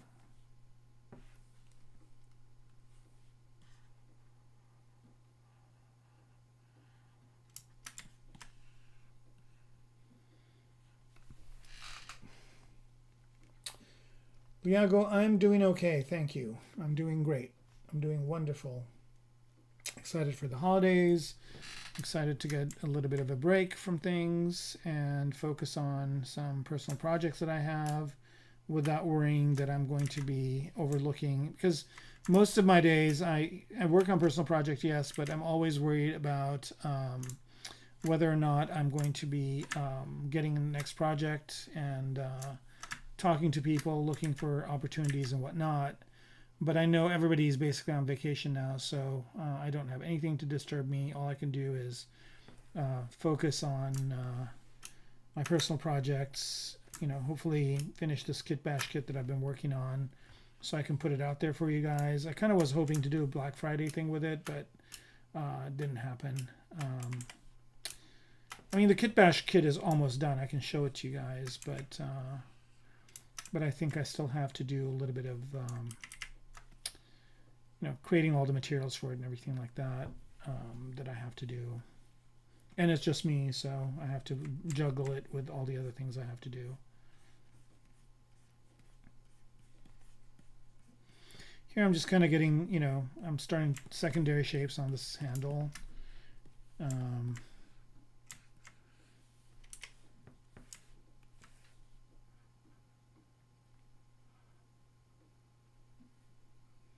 And again, I want it to be at an angle, not straight. Like that. I think that looks good. Let's mirror and weld it on the other side. Okay, good. And then let's work on this break pad here. Thank you very much. Much appreciated. Flattery gets you everywhere. So thank you. I try my best. All right, so this is kind of looking neat.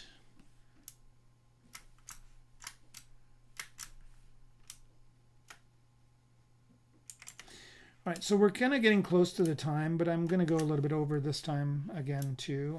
I went about an hour over last time, but I don't really have any. I mean, if I did end this now, I'd probably be working on this anyway, so might as well just do it live. But if you guys need to go, I understand. Thank you for watching and happy holidays. But if you want to stick around, please do. Let's see. We'll talk about maybe some movies and new things that are happening. I saw a thing on Netflix later before in the last couple of days, and I just finished it, which was this show called Carry On, and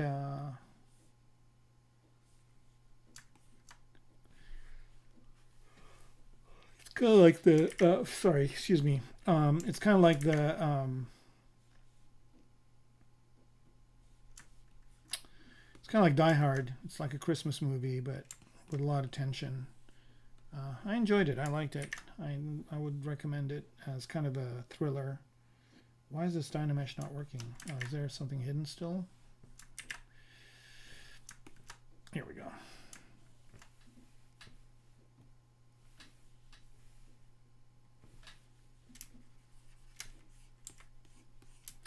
But yeah, that was kind of cool. I mean, it's not usually the kind of movie I watch, but it's kind of like a Die Hard type of movie where it's like, you know, all these things happening.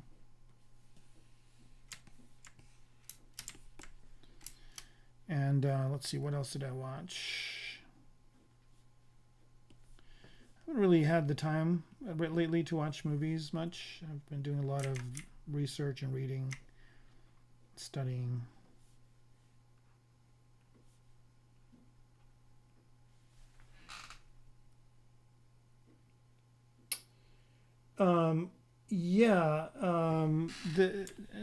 Well, I guess most of the actors are no names, but the main actor is Justin Bateman. He's in Ozark, and it just came out. It just came out this year, like recently, and it's a very like Christmas movie like in a lot of ways. But yeah, it was entertaining.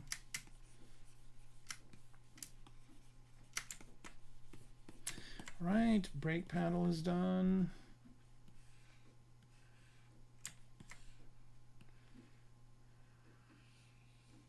I'm still thinking if there's a way to kind of make a industrial design of this thing, just kind of have more of a, because this right here is kind of an air brake, so I kind of want to create some sort of a, see if that works. Just an experiment right now. Don't know if I'm going to keep that feature, but I'm going to give it a try.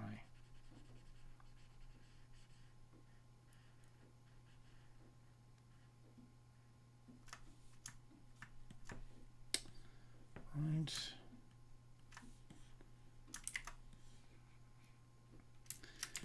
Now the one thing that I kind of wish ZBrush had is the ability to kind of cut a hole, like just say, okay, I've basically created this outline. I want this to be a hole. But I think there is a way to do it with booleans and probably other ways as well. But I'm just going to try and do it this way, see if it works.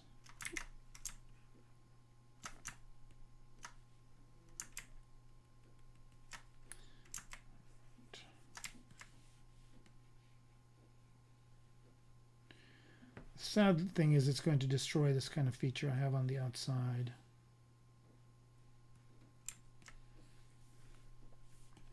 Well, maybe we'll just do a thinner one. It doesn't have to be this wide.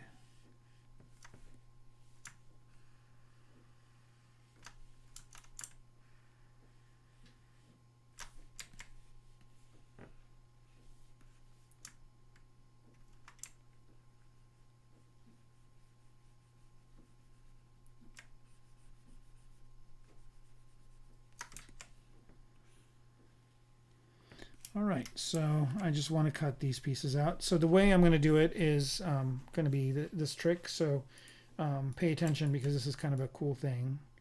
If I was Paul, I'd be doing the look up here bit at this point.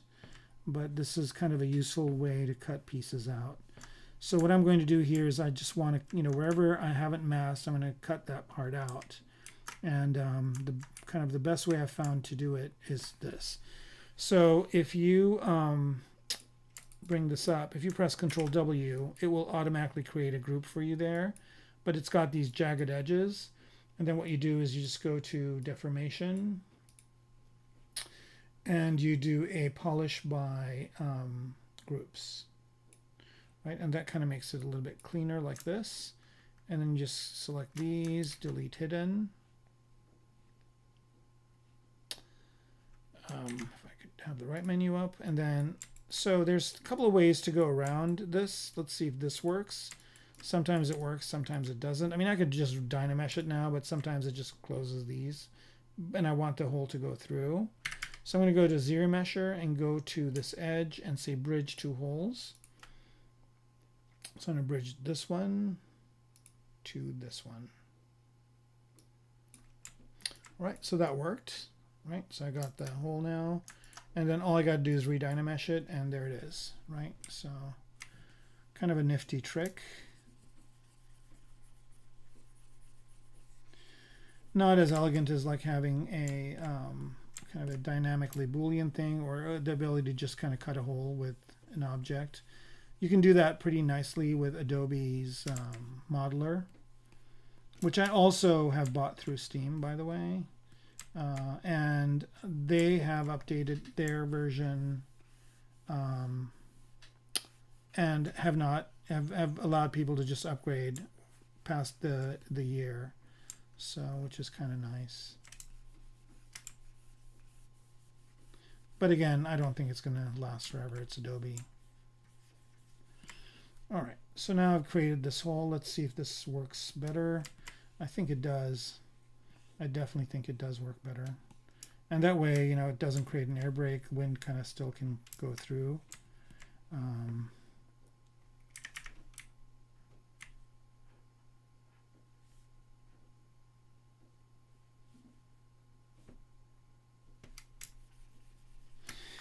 All right, let's see.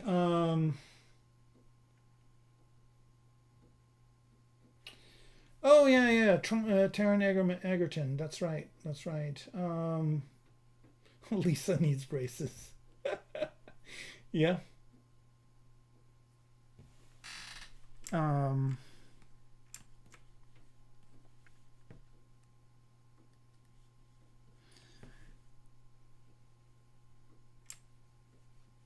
Yeah, Paul hasn't been on for a while, but last time I talked to him, he said he's going to come back on, so he'll be back on doing streams soon. He knows ZBrush pretty well. He's kind of been around for a very long time, so.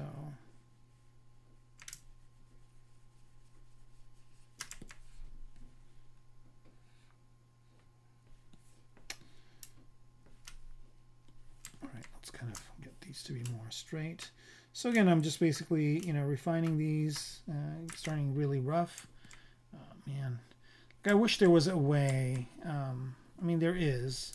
I guess, you know, if you just come in this way.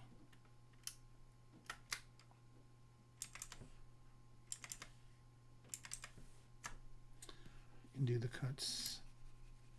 It's kind of a pain, though.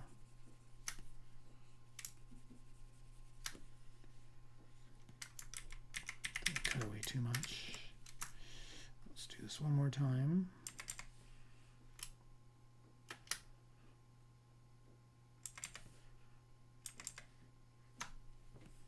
There we go, better.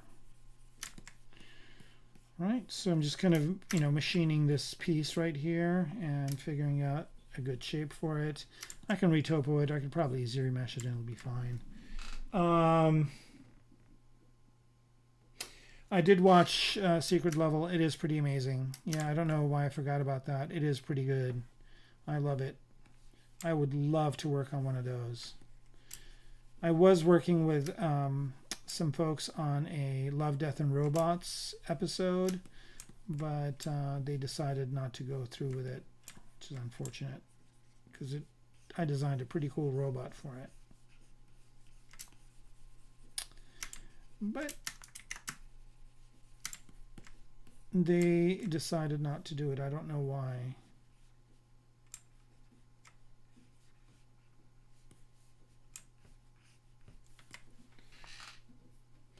Yeah, it happens. Honestly, I'd probably love to do something for second level or secret level. I'd rather do, you know, that property, because there's so much more you can do. Love, Death, and Robots is good, but I mean, I think it's just kind of, you know, restrictive. But I'd still, like, if somebody asks me to do something for that, I'd be all over it.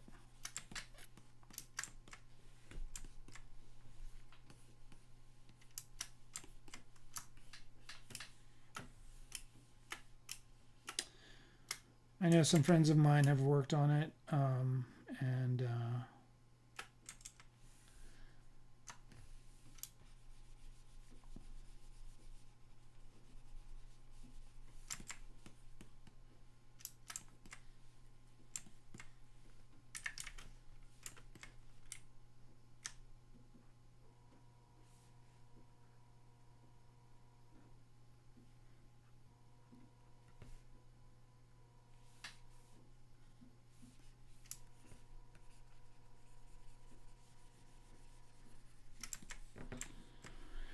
all right, let's see what that looks like.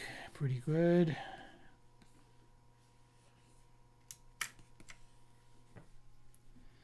All right, so another thing that will kind of sell this better is, oops, if I had a groove over here going in.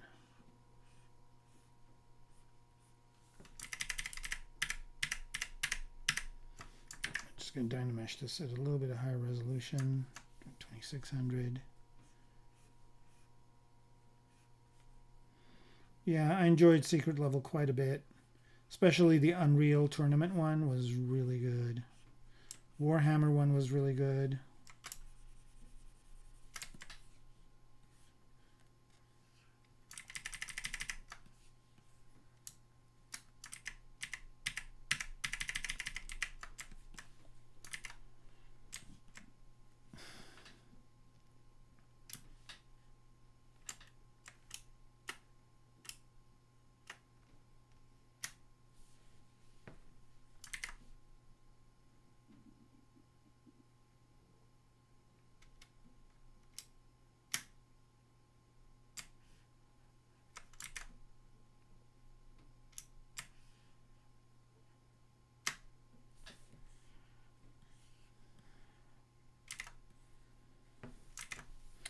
Do it with laser mouse, laser radius,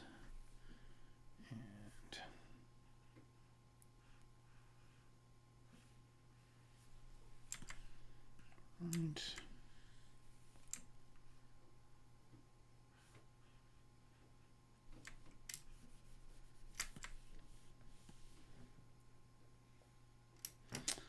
all right, I think I'm going to omit these for now, and then let's bring up the rest of the handle here to see where we are. Okay, so is this the thing that has all of it? It does. All right, so now I don't really need the parts here that I got already. So I'm just going to do the same trick I did before, where I'm going to hit Control W to actually create a polygroup for those. And I don't need this one. And honestly, I don't need these ones either. Nope. Other way around. All right, I'll let it autosave.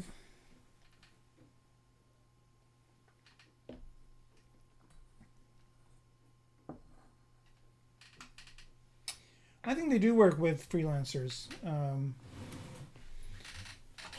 I think even for a secret level, they freelance some of the work. I know Daytoner is his name, is an artist that did some of the designs on the robot for Unreal Tournament, so they do outsource some of the stuff. And I've met Tim Miller many times. I just didn't really connect with him that well, so you know, maybe if I see him the next time, I'll talk to him. Okay, I don't know what just happened there.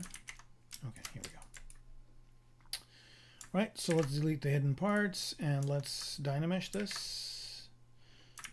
I guess it's already Dynameshed, so we'll Dynamesh it one more time. I think it'll be funny if it crashed here. This would be the best time for it to crash because it's right before right after the autosave. No, it didn't. Good. Okay, what's going on here? Yeah, that's fine. And let's mirror and weld it so it's the same on both sides. All right.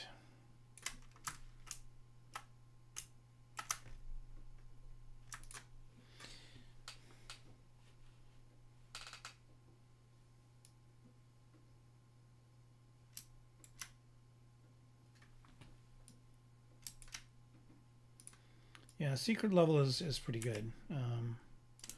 I gotta admit that they did a really good job with it.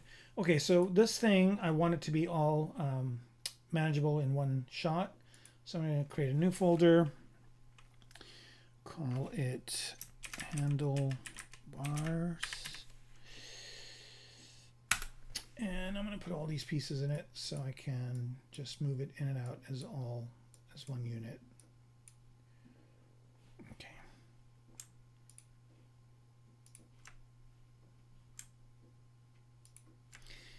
And I'll do that here, transpose set, there it is, just comes out this way and goes back in. All right, I think that's good enough. How are we doing on time? I'm starting to get a little kind of tired, so I might end this soon. But before I do, I kind of want to create a nice presentation for it. So let's have the writer on. And let's bring up the scene and do a couple of renders, and then we'll end the show. So let's bring up the writer. I think it's this one. Nope. Always the other one. Okay, and then let's move the handlebars to her hands, more or less.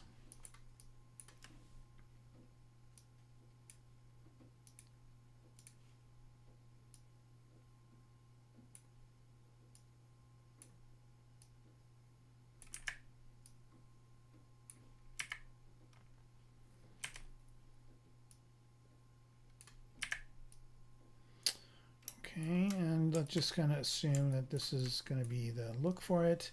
And I'm going to do a little bit of work on the background, not too much, but I'm going to, let's bring up this. That's good. I don't think this had polypaint. I guess doesn't. Should. Oh well. Okay, and for the base, let's bring this up. And these are just kit bash parts that I've bought over time. I think this base is not one piece, so what I probably need to do is merge folder. No, I don't want to merge folder. Because I don't know if merge folder will actually merge everything that's in here. Well, let's try it. Not that one. Did it do it? It did. Awesome. All right, we don't need to see this, but with this one, first things first, I'm going to go ahead and make sure that this thing is okay. So just check it. Okay, good. And then we'll just do an extender.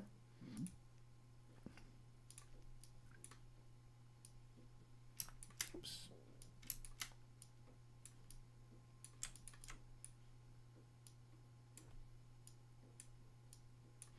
So that's as much as it will go, and accept. All right, let's see what we got here. All right, so that's kind of good. And I'm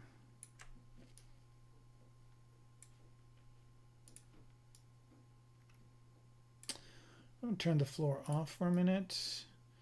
All right, so let's say this is kind of our model en route. And let's kind of look at it from this angle. See, this is kind of where the space mouse would be super, super helpful, because you can get a really good angle for the render. So let's say this is kind of what we're looking at over here. Maybe out a little bit more, something like this. And, you know, I could probably simulate motion blur somehow. Another thing I want to do is create like some things for her to rest her legs on. But let's do a render this way. So I'm going to go to perspective mode here, and something like that. See if we can get kind of an interesting angle. And I'm going to change a different material here. Let me go to Skin Shade 4 and let's do a quick render.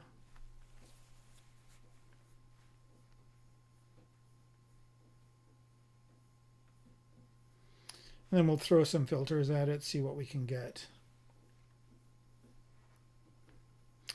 All right, well, this was kind of a fun stream. I guess we did have some fun dialogue in it. Is this it? Is this the render? It is the render. Okay, so I think it'd be more interesting if the light was coming from the front. So I'm going to do one more render here.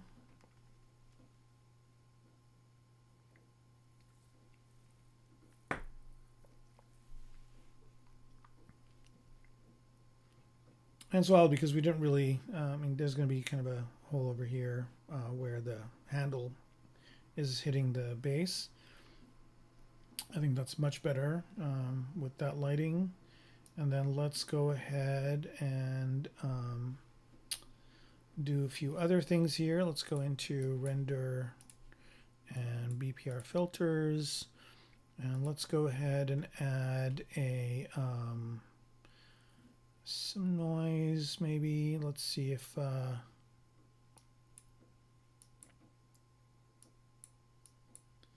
little bit of noise doesn't hurt. And let's go ahead and add, no, I don't need a blur, but I do need sharpen. And that's good. And then what's this one? Orton. Don't need that one. Glow. I don't need that one either. What actually I'm going to do is I'm just going to bring up the filters in here. And there is this one that has a nice kind of spotlight effect. So I'm going to put this one on and tweak it. So I kind of like the spotlight that it just threw on here.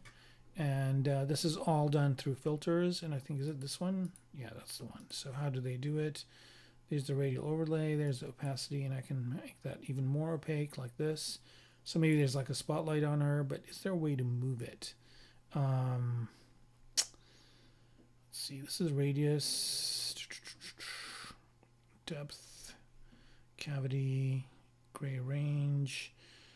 Yeah, I don't know which one, if there's a control here, maybe modifiers. Okay, here we go, yep, in out position. Here we go. That's exactly what I want. Woohoo!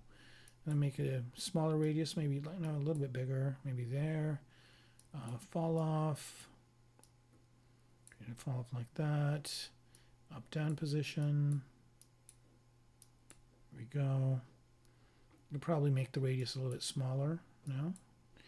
And let's increase that fall off. Apply to the floor, doesn't matter in our case. Okay, that does it. Okay, so that's pretty cool. And I guess that's the radial overlay filter. Didn't know about it, but now I do, and it's pretty cool. Do I have the noise still? Some material shading, do I need that? Yeah, actually that kind of creates a nice effect. And what's this one? This one is glow. Yeah, I'll leave that on too. All right, so let's add some other things here. We had noise, which was nice. But we had a radius on it, or a mask, where it wasn't as prominent.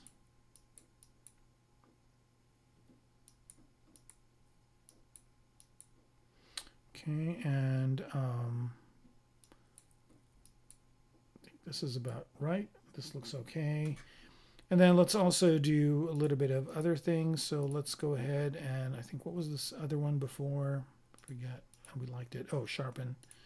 Yep, let's go ahead and sharpen it. Yep, that's okay. And then let's do some other things here where do some outlines. Okay, outline edge. And let's kind of see what that's doing. That's okay.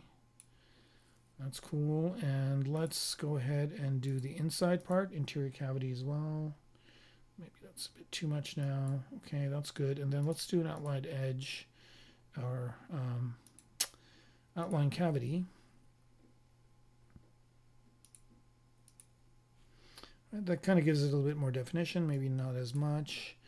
And last but not least, let's add a little bit of, let's see, I don't know what this is. Colorize gradient.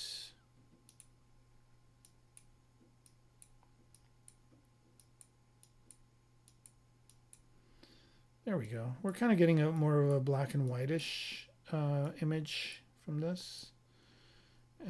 Is this the one that did that? Yeah, it is.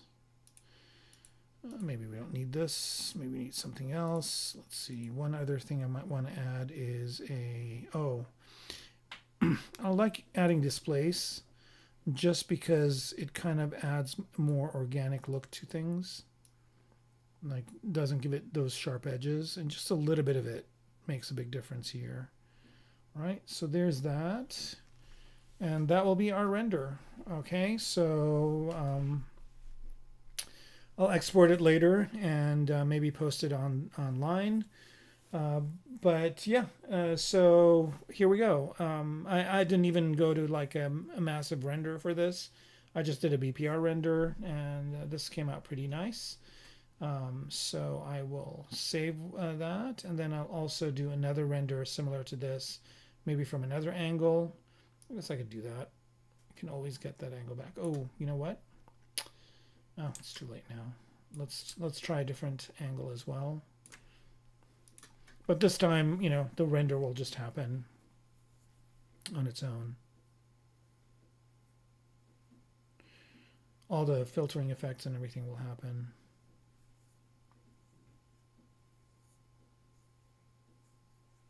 We'll try two more renders, and then we'll call it a night. Okay, that actually isn't too bad. Yeah, let's leave it at that, right? So what I would do here is I'd probably take this into Photoshop and add a little bit of, I've got the render passes right here. So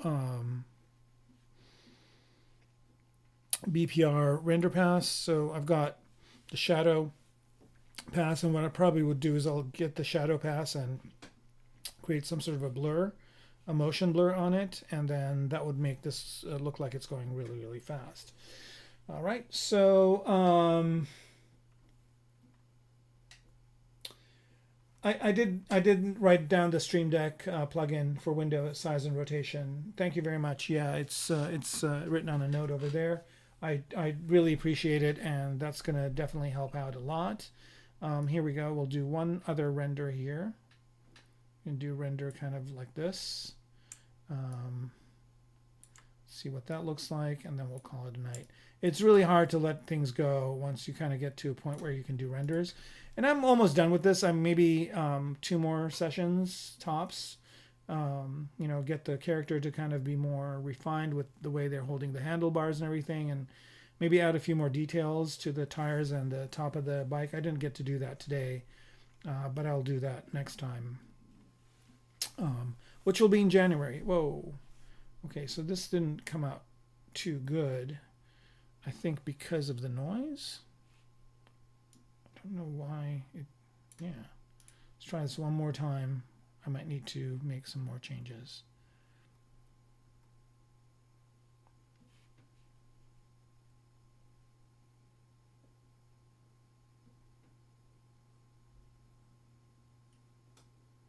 I do have a lot of rays for shadows and AO, just to let you guys know. Yeah, I don't know why it's coming out like this, but it's probably has to do with the filters, so we can just mess with those a little bit. I have a feeling that, which one's the noise one? Is it this one? Noise. No, it's not. Is it the lighting? Maybe it's the lighting. Let's try a different lighting.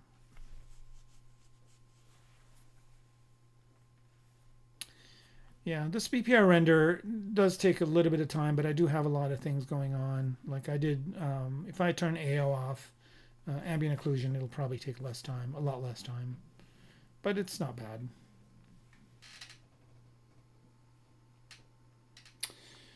It could be the spotlight. So the shadow here is okay, but the spotlight, I think, is this one. It's this,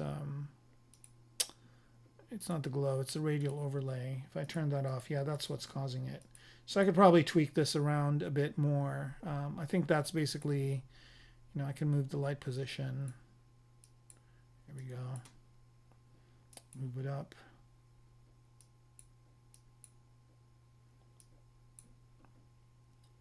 And positioned in the right place.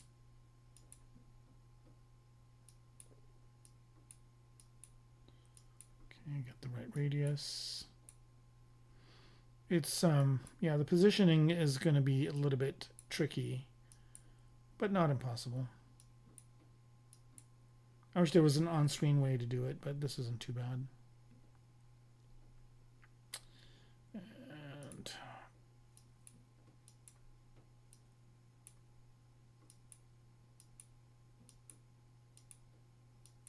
there we go. And then let's turn the noise back on, see if that.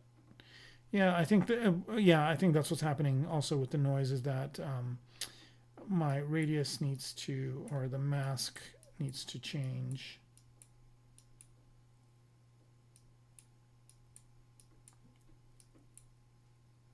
Is the oh man, I don't mean to do that. Let's put that back to 0. What I want to be doing is moving this mask around. Here we go. Oh, stuff in the back is really horrendous. All right, so we're gonna forego the noise and just gonna have this as one render. Let's do one more. Let's do kind of a low angle. And more of a close-up. And again, what I'm doing right now, if I just plugged in my Space Mouse, this would be the ideal way to do it. Is with the Space Mouse. Okay, so here we go. All right, I think that's a good angle right there. Let's do one more.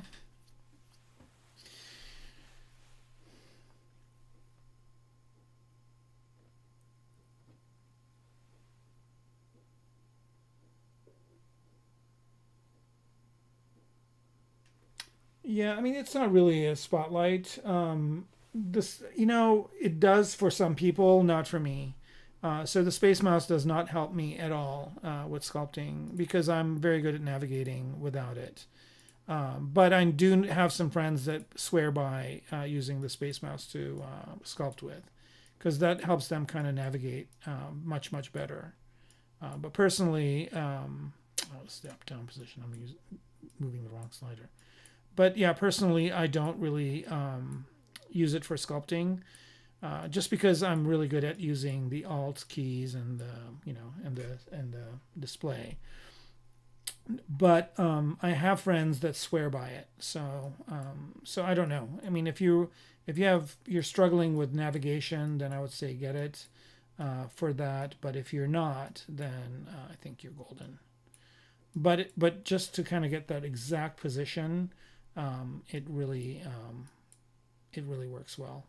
Right, this is looking really good. I think I'm liking this a lot more than the previous renders. Okay, why is this? Yeah, getting this kind of exactly where I want it to be is going to be a tough thing, but I'll get it. Here we go, and then other way. Just a tad more. Okay, that's looking perfect. Okay, let's turn noise back on, see if that really helps in this case. And just want that little bit of kind of tooth. All right, I think that's it right there. Okay, so we'll end it over here. That said, I thank you for watching, as always, and thank you for sticking around to the end. And I want to wish you all a happy holidays. And I have a little bit of a drink here, so I'll drink a toast to you guys. Hopefully 2025 will be a better year. We'll have more peace. Some of these work-related stoppages will end, and we can all get back to creating great stuff. So thank you very much for watching, and happy ZBrushing.